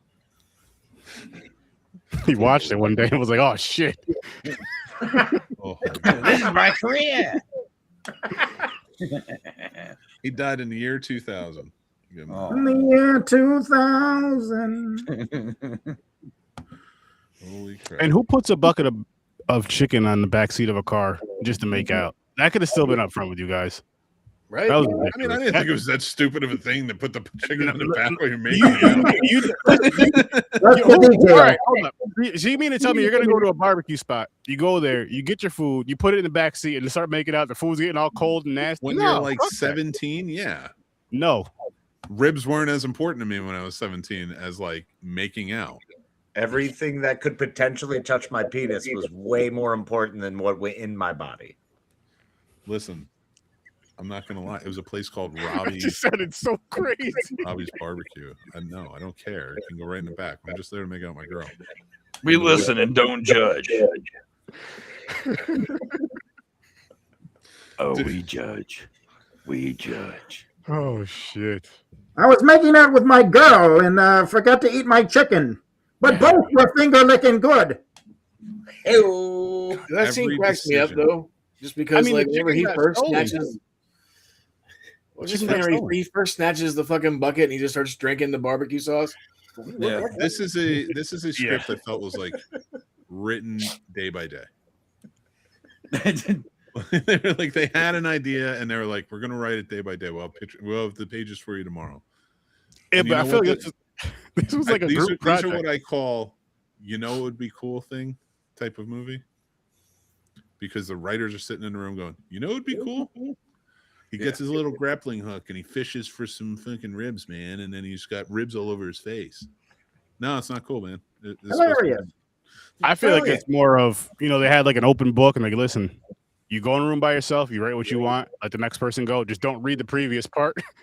They just kept going there, just writing shit. What are you doing? Making a movie. Like Gremlins 2, right? But Gremlins 2 came out good. I love Gremlins 2. Mm-hmm. Yeah, So they just I'll didn't do agree it to right. disagree with that one.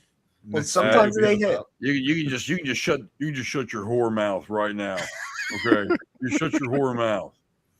Do not bad mouth Gremlins 2. At least not in my presence. And it didn't take long for Tila to become a vegan. Real quick.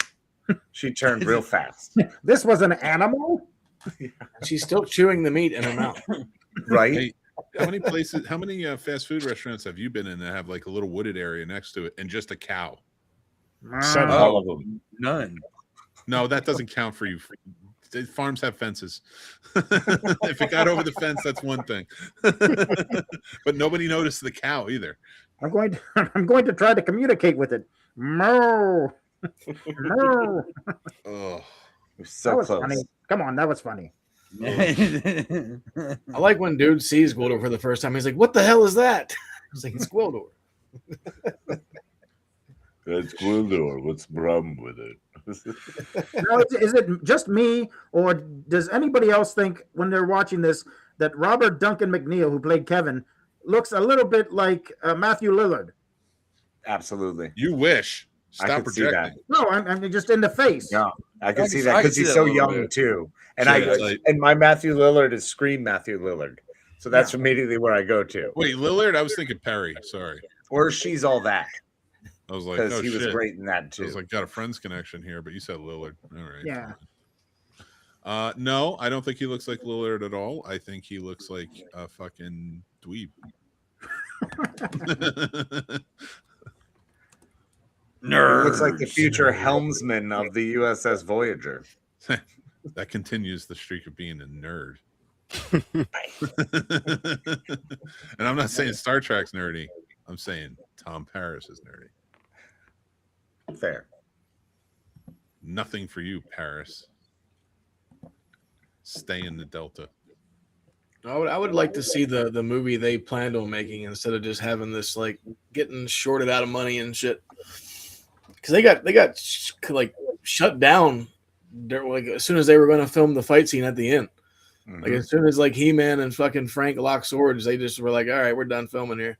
Oh, you mean they had to film everything else. Skeletor's dress, the giant headset piece. Oh yeah, they got the golden dress with that power. He-Man gets less clothes, he gets more. Yes, yep. Golden Skeletor. Interesting. Golden Skeletor, man, he was awesome. With the slowest fight battle of all time because you hired a geriatric man to play your villain. Yes. In a sword fighting thing. Apparently, the dude that played Blade actually did the choreography for the fight scenes. As long as you do quick cuts, we're good. You know, it's funny when Skeletor goes, "I'll be back," and it's like, "No, you won't." I think that's the first time I ever saw a post-credit scene as well. It's not the first one, but it's no. I mean that I saw personally. Yeah. Oh yeah. No, it is. It's like it was like one of the first mainstream ones. Oh shit! Is there a scene after the credits? Yes. Mm-hmm. Yeah. Oh fuck! I didn't care enough. They learned from Return of the Jedi and said, you know what? We're gonna have him pop back up. And not just make him clone himself 40 years from now. I couldn't push stop quick enough when those credits came on. I couldn't wait around. I didn't think. I hung in there. I was all about that Bill Conti score just flowing over me as we reached the end. I was all about doing anything else. I mean, listen, it wasn't the worst movie I watched today. I don't usually watch movies. I usually watch movies when I have to, and I like every now and then I get to watch movies that I want to watch, and I hated this. Well, like I said, whenever I was a kid, I hated it based on the premise that it wasn't like anything from the animated series, which I loved as a kid. Yeah, same. Yeah, going back and revisiting it, it's still not that great of a movie. but I have a greater appreciation for Frank Langella's performance now looking back, and also the other characters. At the time, I hated the other characters. I was like, who the fuck are these people? But like the mercenaries, they looked pretty decent. Going back and looking at it now, like Saran, like you're like, what is this, like reptilian looking guy? But also Karg is kind of reptilian, but in different ways. Yeah. Obviously we have the Beast Man, that furry fool showing up. But the other ones I didn't mind as much this time. Yeah, Blade was a little annoying that he got as much play as he did, but I still enjoyed him. Right. He was kind of, like you said, annoying, but they could have done it better because he came off as the guy that was like, oh, I'm going to be the one that's the swordsman that has the big epic duel. It's not like Princess Bride where we get this epic duel between two swordsmen. It's just this wannabe Blade and He-Man.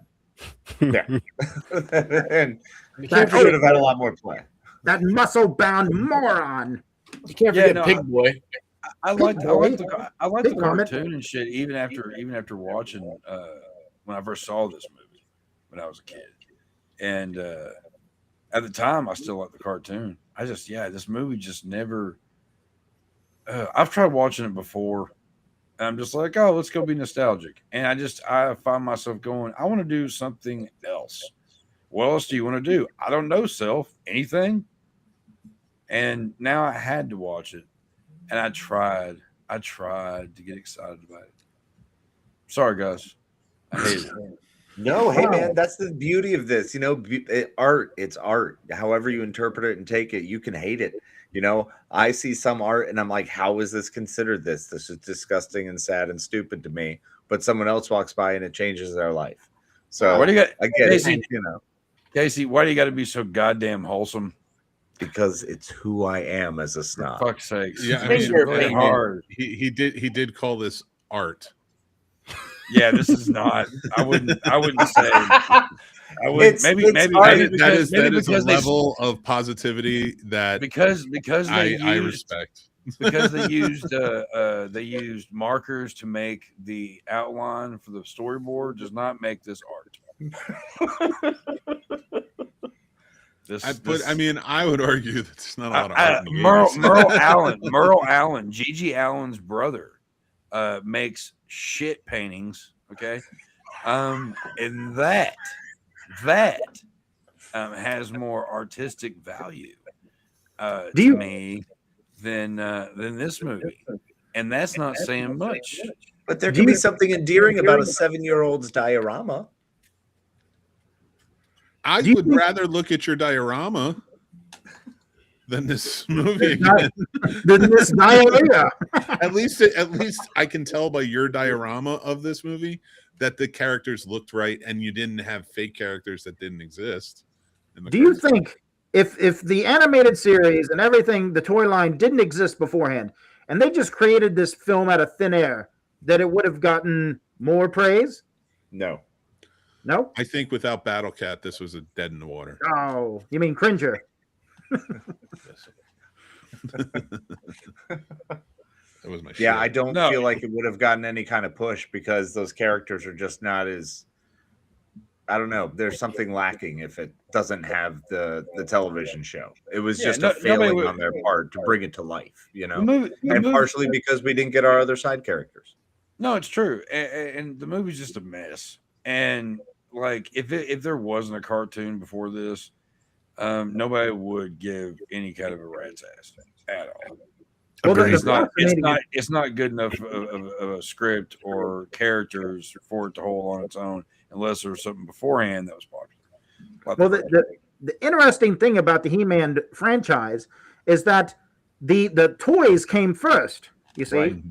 Yep. Like they created a toy line for something that didn't exist, so it became popular, and they said we're going to promote our toy line by making this animated series, and then it took off from there.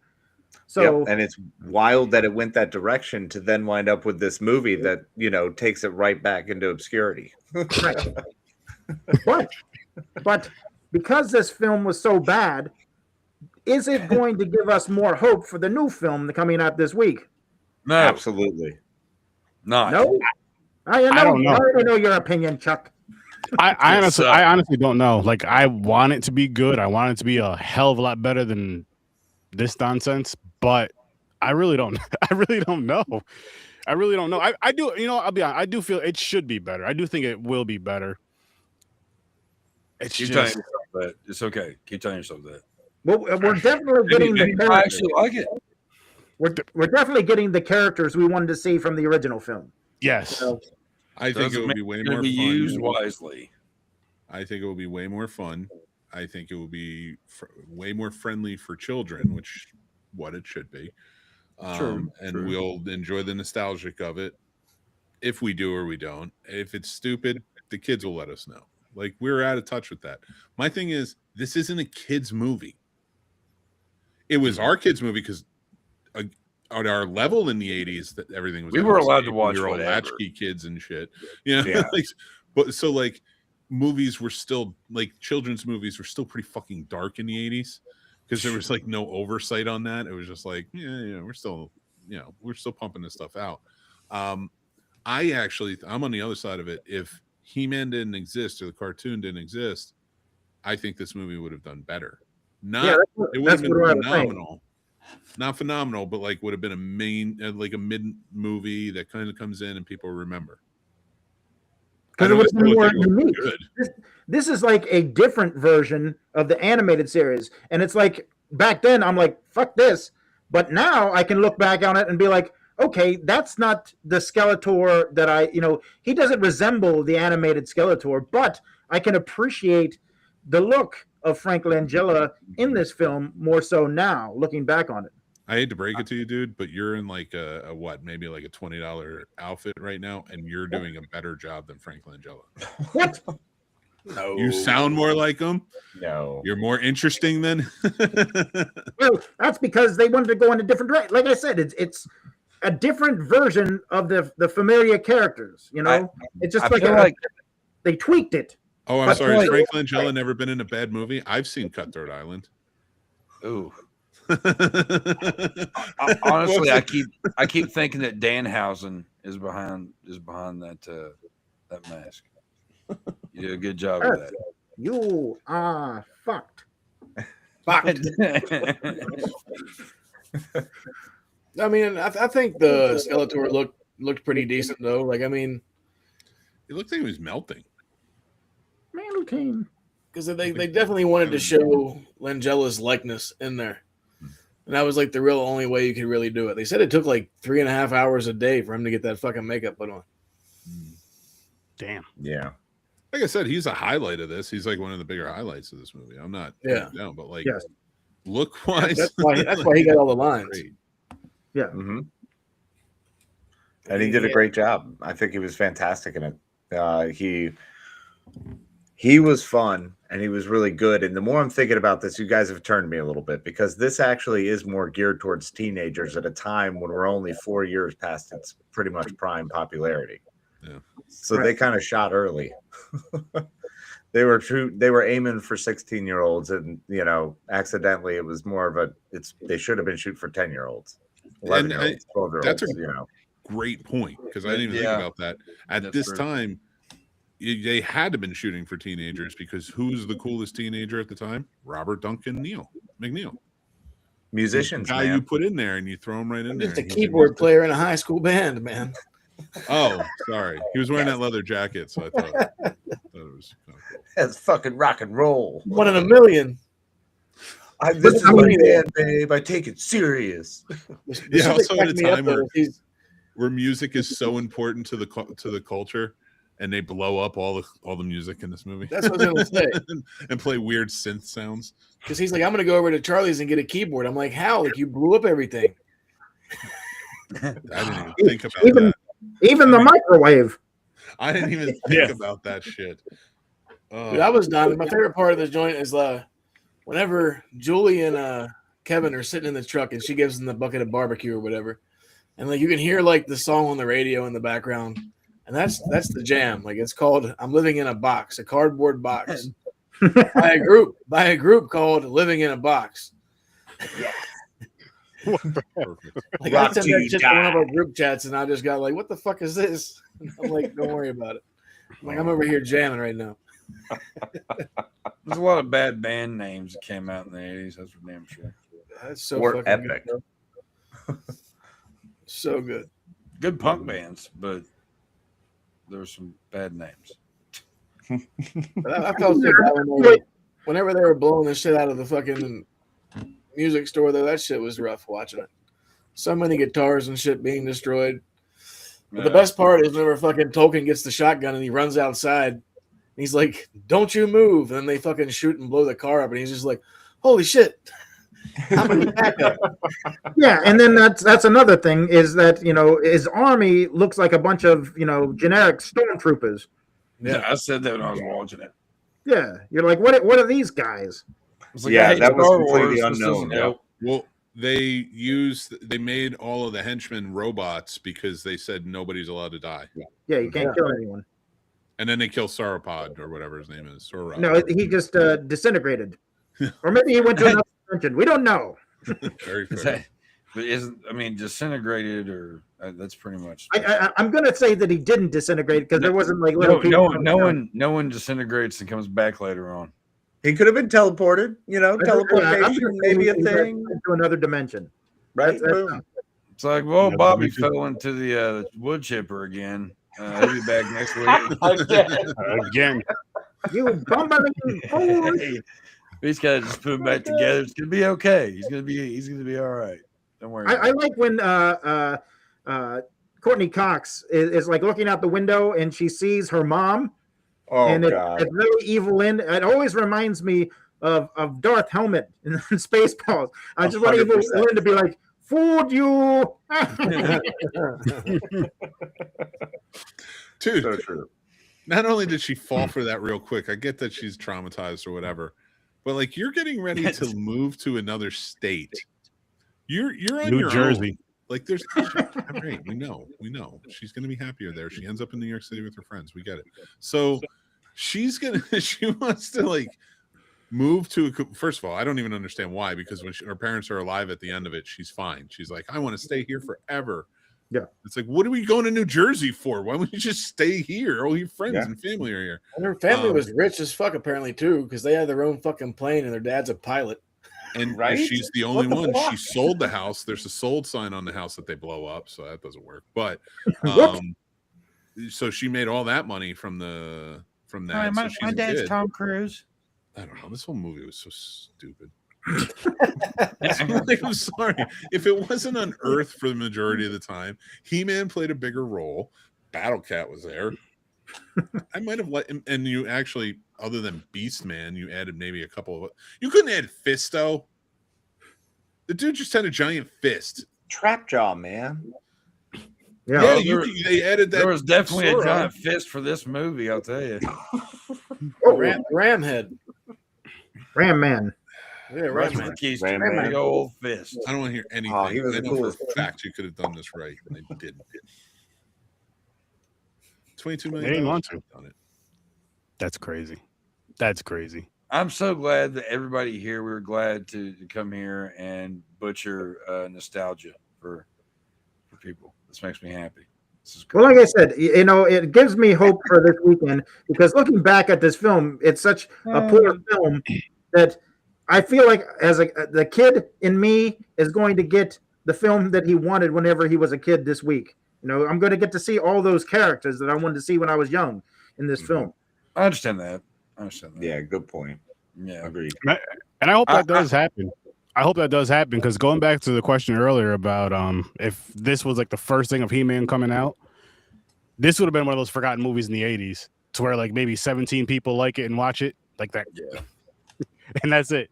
But because of the cartoon, because of the toys, this thing got a shot, and it just I wonder if it hurt. I wonder if it hurt anything coming out at like after this within the next few years of a He-Man thing, because it was just like, what did you guys do? Right. It was pretty much done by the time anyway. They were trying to do spin-offs with She-Ra and the Princess of Power. They had the animated films for those, and they didn't go anywhere. And then I think by this time, or maybe shortly after, they had already sold the rights to, I believe, USA, who was already putting it in reruns. So, like we said, the timing was bad, because it had already peaked and has come down. So, and then on top of that, you throw in a crappy budget and a poor written story, and this is what you get. They said before, I just watched whatever the hell else came out, because the 80s is all full of it. Hey, can we use your parking lot next to your rib place so we can film this scene real quick? Can we film this spot right here and just no one act like it's a thing? Just everybody ignore all the weird shit that's going on. Just go back to bed. Don't mind us. Well, Mattel was, before they were doing this, Mattel was talking to the director, because they were going to do a Captain Power. Oh man, live action show instead, like an actual movie, and then they scrapped that and went with He-Man. Well, I'm glad they went with He-Man. Yeah. Again, like I was disappointed. I mean, I still watch. I think as a kid, I liked it more than I do now, but I always felt like it was off. I felt like it was like, when your aunt comes over and she gets you that toy you really wanted, but it's like the off-brand toy. Yes, go boss, man. Yes, that's what it was. That's what this He-Man is. Remember when you said you really liked this one thing, but they didn't have that. But here's this. Instead of G.I. Joe, it's Agent Frank. You know what bugs me the most? Yes. Asylum made a Masters of the Universe movie to come out in conjunction with the new Masters of the Universe movie.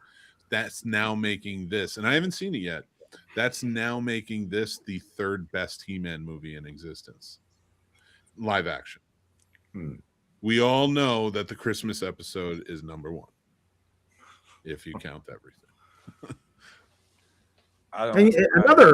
Another thing here that I want to shit on is one of the original characters, the sorceress, who's supposed to be one of the most powerful characters in the universe, is complete shit in this. Christina Pickles, I like your name, but this performance was worthless. Well, no, she couldn't. She didn't have her powers because he made her stand over there, and in that spot, she can't use her powers. She made her put her in timeout in a corner, and so she was nobody like, put baby in the corner. He-Man, you got to save me because I'm in the corner. And then, so this is basically a child's fever dream. Yeah, really. They said originally they wanted to make her a 12-year-old girl. What? Wow. Yeah. I bet Robert that's Duncan awkward. McNeil is representing all the little kids who wish that He-Man would come to Earth and hang out with them. Well, it did turn out later in life that Gary Goddard was a petter ass. That makes sense. Well, he only made one movie, so that works. He didn't make any more, and he didn't work with any kids, so that worked. Wait, the director was? Yeah, Gary Goddard, right? Yeah. He just has allegations. Nothing's ever been proven, but he's got multiple allegations. Well, thank God he wasn't in the industry long. The more you know. Any chances with kids, right? I will tell you, the biggest line of bullshit in a movie ever is Ghostbusters 2. Nope, we're not doing it. 1989. The kids No, are we're like, not "We doing want it. He-Man," and it's like, oh yeah, calm down. We're not going to talk shit about He-Man, Ghostbusters. He-Man. But I get it. That's total bullshit. Yep. They would say, "I want Ninja Turtles." Maybe they're talking about the cartoon. They definitely weren't talking about this movie. Or they were just stupid kids. Now, I will say, also, even though I'm shitting on a lot of whatever, also keep in mind that something nostalgic for me is Class of Nukem High. So I just wanted to throw that out there. I shit on this movie a lot, but it was fun to watch. I do know the indicator that it will not go on in future generations. For many, I think, is my 9-year-old walking like, "Hey, I'm watching He-Man. You want to watch it?" And he was like, "I'm good." He looked at the screen and he was like, "I'm good." That's how it was with my 13-year-old. I was like, "Oof." I was like, "You're not even gonna check out He-Man. Like, you're at that age." Well, when you show kids the cartoon, a lot of them are kind of I've like my son, like he's pretty open minded about like, hey, check this out, or whatever. And I tried to show him some He-Man a while back, and he just didn't care for it at all. He was like, Have you watched the animated series recently at all? I watched the new one. I'm talking about the old one. I mean, going back and dude, Skeletor myself cracks me up. Yeah, the new one by Kevin Smith is a continuation off of the old series. Right. Yeah, which is really good. I did enjoy that. Yeah. Oh, really? They did a good job, and they made a bold statement in killing Skeletor and He-Man off in the first episode. Spoiler. Don't worry, they didn't give anything away. No, it's a whole thing. This is on what? This movie what? doesn't have He-Man and Skeletor either, but I watched it. So, like I said, off-brand. This one actually has He-Man and Skeletor, and I'm like, I'm still in. This show is good. Is this on Netflix? I think it was, yeah. And it was great. A while back. Yeah, I don't know. Just fucking. I might have to check it out then. Fuck. So my kid's introduction to He-Man will be tomorrow night. Yeah, it's actually good, Chuck. It's not this movie. I don't mean like you're gonna enjoy it, even though it's trash. It's legit good. The movie's still better than Batman and Robin. Anything's better than Batman and Robin. Oh, God, they're both so bad. I might just throw away my DVD player if I had to pick. Hey, you can never watch any movie ever again but these two. Well, I've got a lot of books. Yeah, word. But these guys just started reading for whatever reason. It was the only movies they're allowed to watch. So we took up reading. That's how you get people back into reading. Just take it all away. It's gonna happen one day, but we won't get to that. I also think RoboCop coming out like a couple months before this, that was an introduction of a brand new character that kids were like, even if you didn't see the movie, he was violent. It was violent. RoboCop. It was violent. Well, a lot of You little liked kids didn't get a chance to see it, but like they loved so much so they made the cartoons and such. Like RoboCop did become like a phenomenon within like the kids' culture. Kids, Even which one? I was going to say, even today, that like in the last year, they've erected a statue up in Detroit of RoboCop. Yeah, like, but I think that character coming out and He-Man already having passed its time. Yeah, you know, that's going to overshadow you. And then Yeah, really only came out like definitely. July or June. So leave, bitches. Skeletor in that role would have been fucking amazing. Man, I got the RoboCop theme stuck in my head. That's never stuck in your head. It's actually just pleasantly playing all the time. So shut up. It should be. Do like a mashup of like RoboCop and Back to the Future. Nice. You're a lucky man. You can do Tell a me about Indiana Jones and Superman and then get this score. there's some good lines in this film. What about tell me about the loneliness of good, He-Man? Is it equal to the loneliness of evil? No, because He-Man's got fucking friends. You have That's minions. very Shakespearean, don't you think? That's absolutely up there with some Rosencrantz and Guildenstern. They're on the same tier. Don't you fucking dare. Angela laid a line and it was fine, but let's not get too hasty here. I beg to differ. This is on some Midsummer Night, my buddy. That's some hardcore level right there. No, 12th Night action. Don't put this on a Shakespearean level. This is like, again, knockoff Shakespeare. This is like Ralph Waldo Emerson. There Hey, you go. You love your great American artist. Fantastic tale. Oh, we cannot give Shakespearean level writing to a script that clearly didn't know anything about what they were talking about. I think it was Langella that brought it. Maybe he did some summer stock before. Listen, I've seen Dry today. He's not adding anything. Somewhat. He's very proud of his summer stock. Oh gosh, I mean, come on, you got Lubick with that famous line. Nobody takes pot shots at Lubick. He's like, what's going on? Someone tell me. What are we doing here? Who does a sound check for your band, like when the party should be going on? Right. When they're showing up. When's everybody getting there? You're doing a sound check now? Nice comment. And then he leaves. Yeah. Yeah. He doesn't leave to go help the universe. He-Man's there. He's like, I'm going to go check this out at the music shop. Wait here. There's a lot of dumb things that happen. They're just kind of stupid and weird, like poor choices in life. Like, what are you doing? Well, I want to know how like the henchmen don't catch Courtney Cox when she's just sitting in a fucking auditorium. They blow up the whole fucking building, but they miss her somehow and kill some dude named Clark. One word. It's called bumbling. That's all they were. Bumbling fools. That's what they are. A bunch of boobs. They were sneaking in and trying to outsmart us with the humor, being like, "No, we're still giving you the same stuff from the cartoon. It's the same gag, just way less funny." How did Courtney Cox's character even see them? Because their character, their looks were just like they didn't stand out or anything. Just normal henchmen. Fucking Blade with his stupid wings on his face.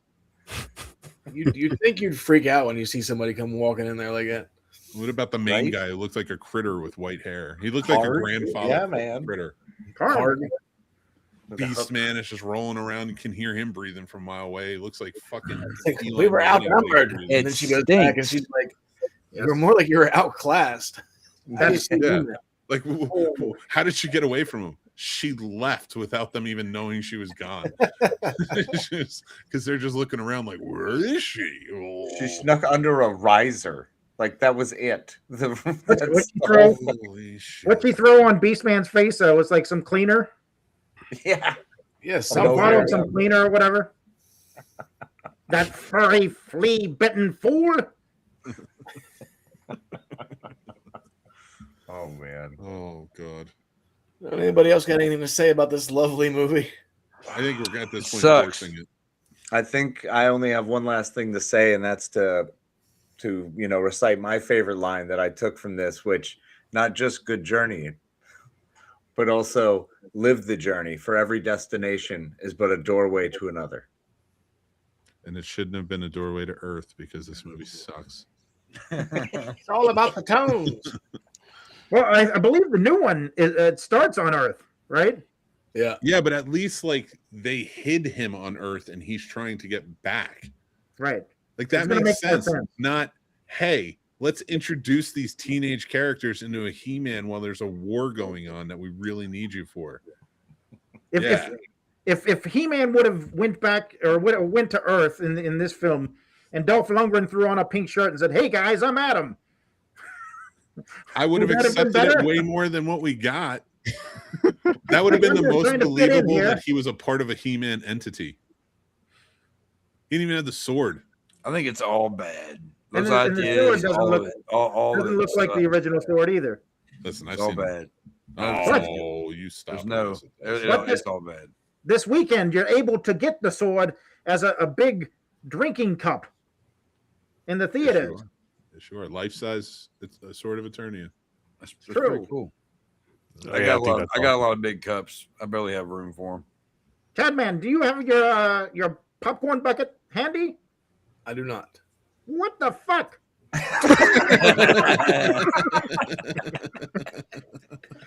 I get you a Castle Grayskull popcorn bucket, and you don't even bring it to the show? Where's yours at? That doesn't matter. I'm Skeletor. I'm on Snake Mountain. Thank you. It's so funny. Holy shit. All right, so it's settled. We all love this movie. Oh no. No, we're not gonna No. do that. We're not gonna. No, this is the type Fake of movie news, like fake news. Very wrong. You're very wrong about that. This is a very bad movie. Not a good movie at all. Very, very poor everything. Just very bad. Very, very it was bad. bad. I give it a 10 out of 10. You know, I remember when I went to see it, and I honestly was disappointed. I had so many things going on in the presidency and fighting Russia. And yeah, I gave it a 2. I would have rather had gotten my dick sucked. That's my Bill Clinton. Yeah. I mean, There's always great impressions when you have to tell everybody who you did. Suck on this rib bone. This was a living creature. Oh, He was delicious. yeah. here's a drumstick. Oh shit. Man at Arms don't give a fuck. Nope. Fuck it. Nope. Never let your Well, mind get. yeah, because I mean, his sexual prowess is in his name. Yes. I like that his name's Duncan. Duncan. Whatever you Duncan say. Hines. No, this is an epic fail. You know, like I said, it was the timing, a number of different things that just made it where it's like, oh well, we tried, but it missed the mark on so many levels. But like I said, going back and revisiting it, there are few. I'm not going to say a lot, but there are a few redeeming qualities about the film that I can appreciate now that I'm older. You know, the performance of Frank Langella, some of the characters, the look and everything like that. But like we said, the story and everything else, besides those things, it's just like, okay, we tried and we failed. And now, if anything, I use it as hope for this weekend going into the new film and what I hope to get out of this one. Sounds like you're trying to talk yourself into actually being excited about it. I am excited about it. I am excited for it. You know, I'm not going to lie. Yeah. It's going to be an epic weekend. Me and Chad Meng and Dave, we're going to do a double feature on Sunday. We're going to do Masters of the Universe, and then we're going to do Scary Movie 6. Nice. Ooh, Nice. Should be a fun day. It's a strong day. Is it I true? probably won't remember either movie. What is right? Yeah. What's are they doing the bong for popcorn, like the popcorn buckets or some shit? I don't Probably know. won't remember any movie.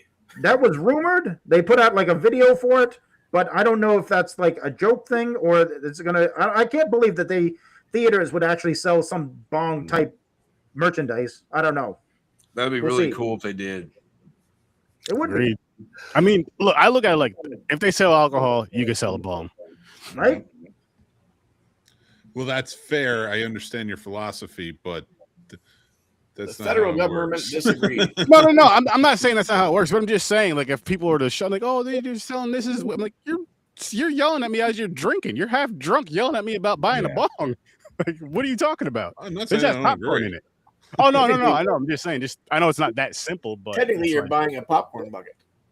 That's Right. true. True. That looks like a bong. Surprise. I can only imagine if there was, though. How many people were filling them up in the bathrooms? It's full You're of gonna butter. Popcorn. You're getting high. You're The gonna see whole all theater the first night is just smoked out. You know how awesome that would be, though. Yeah. I know exactly how awesome that would You know be. how awesome that. Oh my goodness, That'd be a dream. a dream. Yeah. Where are you going? See Scary Movie 6 again? Yeah. Why? Don't Come judge with me. me. Come and learn. I have THC butter on my popcorn. Oh, that would be special. You know, I can't wait for the day when we actually have stoner theaters where they actually can cater to the stoner way of life with Fuck all that. You have to food pay and- rent. Yeah. Well, I'm You just sit saying there the and be like, problem. I'm my You know. sixth time watching this movie. I just can't get out of this chair.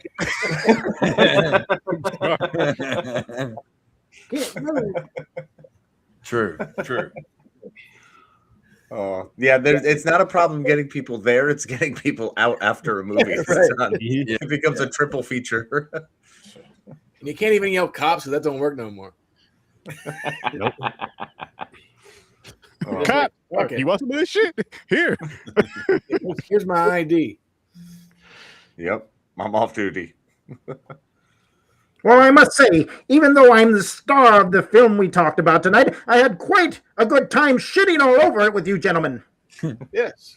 Me too. Yeah, it's been an absolute pleasure. It's been a pleasure.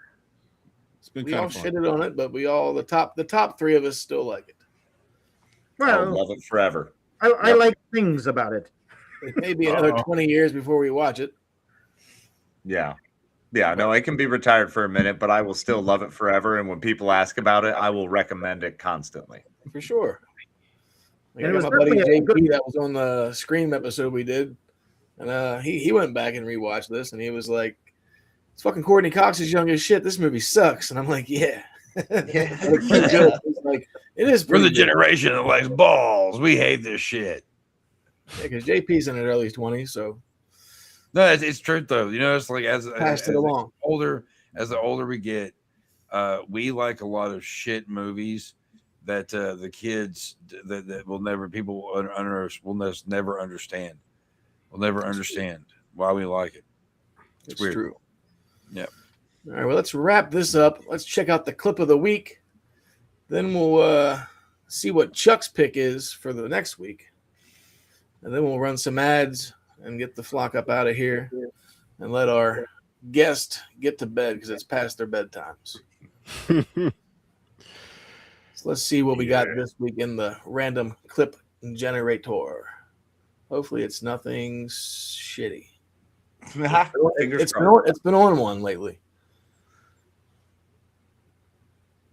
The bat is dead. Bury it. Consider this mercy.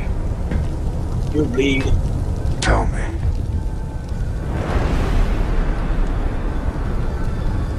Do you bleed?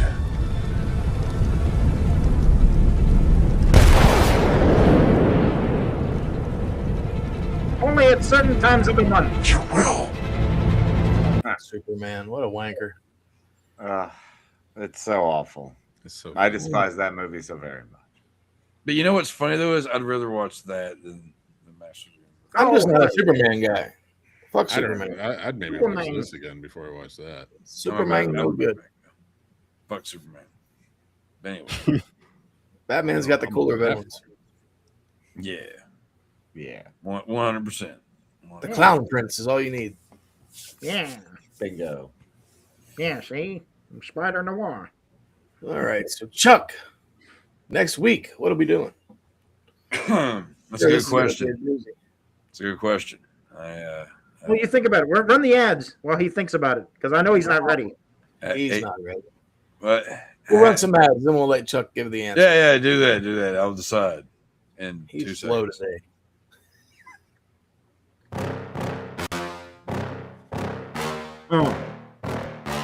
Laser Trading Company is on YouTube. Head over now to see videos from Mike's travels and experiences. Be sure to like and subscribe for more content. Over 10,000 subscribers and growing. Thank you to all. Laser Trading Company is also your source on eBay with many collectibles and hundreds of great gift ideas. Who loves you and who do you love? Laser Trading Company.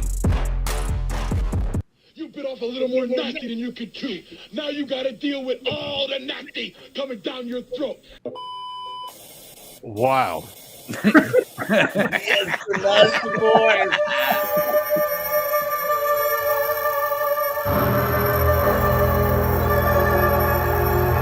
You royal boob!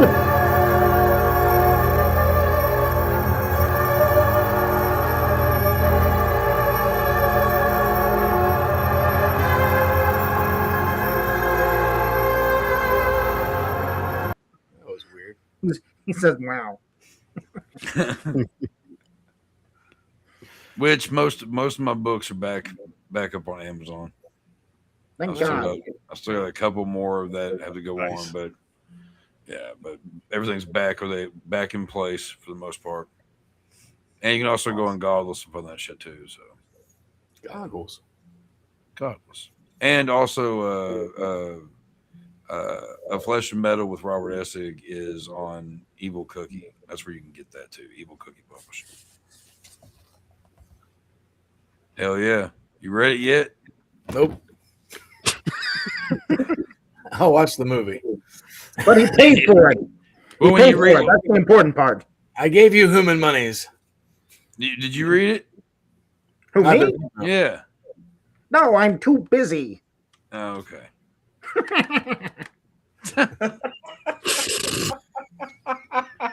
Well, it's definitely an ode to 80s horror, sci-fi, that kind of stuff. So, highly recommend it. It definitely goes with the theme of tonight, except it's not trash. It's actually really enjoyable. Oh, yeah. Well, what trash movie are we doing next week? Oh fuck! Actually, I'm actually picked a movie. No, I it's just actually watching the ads. I wasn't paying attention. Yeah, it's true. It's true. Well, I'm actually going to throw one out to you that you probably weren't expecting. But as a writer, I sometimes, like to find movies and think of movies that I like that are based off books. And one I've always enjoyed, and I haven't watched it in a while. I figured it'd be kind of fun to give it a watch and talk about it. John Grisham's The Client. With Brad Renfro, Susan Sarandon, Tommy Lee Jones. Tommy Lee could act his way out of Paper Hat, but you know who I mean. Yeah, Can act his way in, never mind. Yeah, whatever. I have a paper bag, is what I meant to say. Leave me alone. Paper bags. I like to bag it up. But yeah, The Client. So interesting. Next week is The Client. I can dig it. Not what you were expecting, was it? Yeah. No, I was waiting for Dr. Giggles. That's what you kept asking about in our chat. Yeah. A little Joel Schumacher. But all right. Mr. Sir Sturdy, thank you for joining us. What all do you have going on? So Thursday we were reviewing the movie Backroom. Or not Backroom. What the hell is the movie? Bring Her Back. I'm just thinking Backroom because you mentioned earlier. We're doing Bring Her Back on Thursday and Black Room movie. Black Room, yeah. Doing that next week. Other than that, just chilling, man. I'm just chilling. What do you guys got going on Star Division and Popcorn and Pints? Stereo Vision, nothing this week. Popcorn and Pints, we're doing Batman vs. Superman and The Dark Knight Rises. Perfect. That was a good clip of the week. Yeah, good clip of the week. That'll be segue. That'll be interesting. That'll be interesting. And just to continue on that, we are finishing out our Batman versus Superman franchise run. We've been doing them all in order. So if you want to go back, you can start from 66 Batman and 51 Superman versus the Mole People. And we've gone each week double feature Batman versus Superman. So, and we'll continue on all the way to watch the Supergirls. Yep. At the end Which is going to be fun. Poor bastards. Right. It's going to be fun. And we are continuing on starting again next month. We have another franchise that we're doing. We once a month we do Stephen King movies, double feature Stephen King movies, and we're going to be doing that for the next 2 years until we've seen all of them. Yeah. Which is that has been fun. The good and the bad, that's been fun. Yeah. Oh yeah. I want to guest on that shit. I want to talk about Stephen King movies.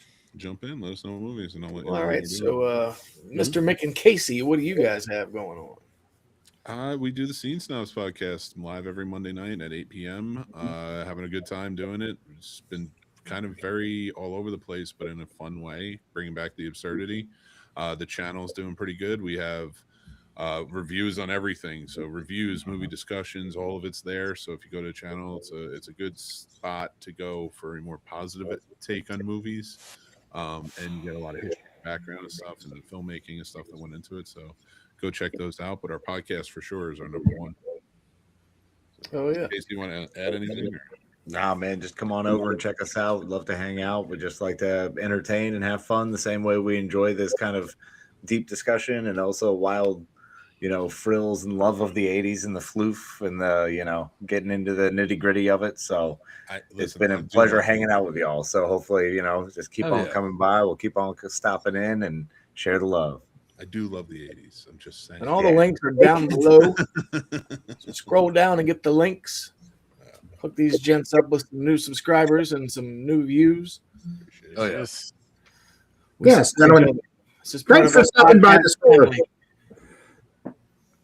What? I said, thanks for stopping by the store. I think this is the most packed the store has been. Thanks for having us. I'm going to steal some juju beats on my way out. Oh, you're more than welcome. We can finally pay the rent. But stay away from my Kit Kat. Well, there you have it, ladies and gentlemen. That's Masters of the Universe. And like Chuck said, next week we'll be doing The Client. So you gentlemen hang out and we will bullshit for a hot second once we get off of here. And until then, I bid you a good journey. Or as the kids would say, until we meet again. And we will see you next Tuesday. Night, guys. Good night.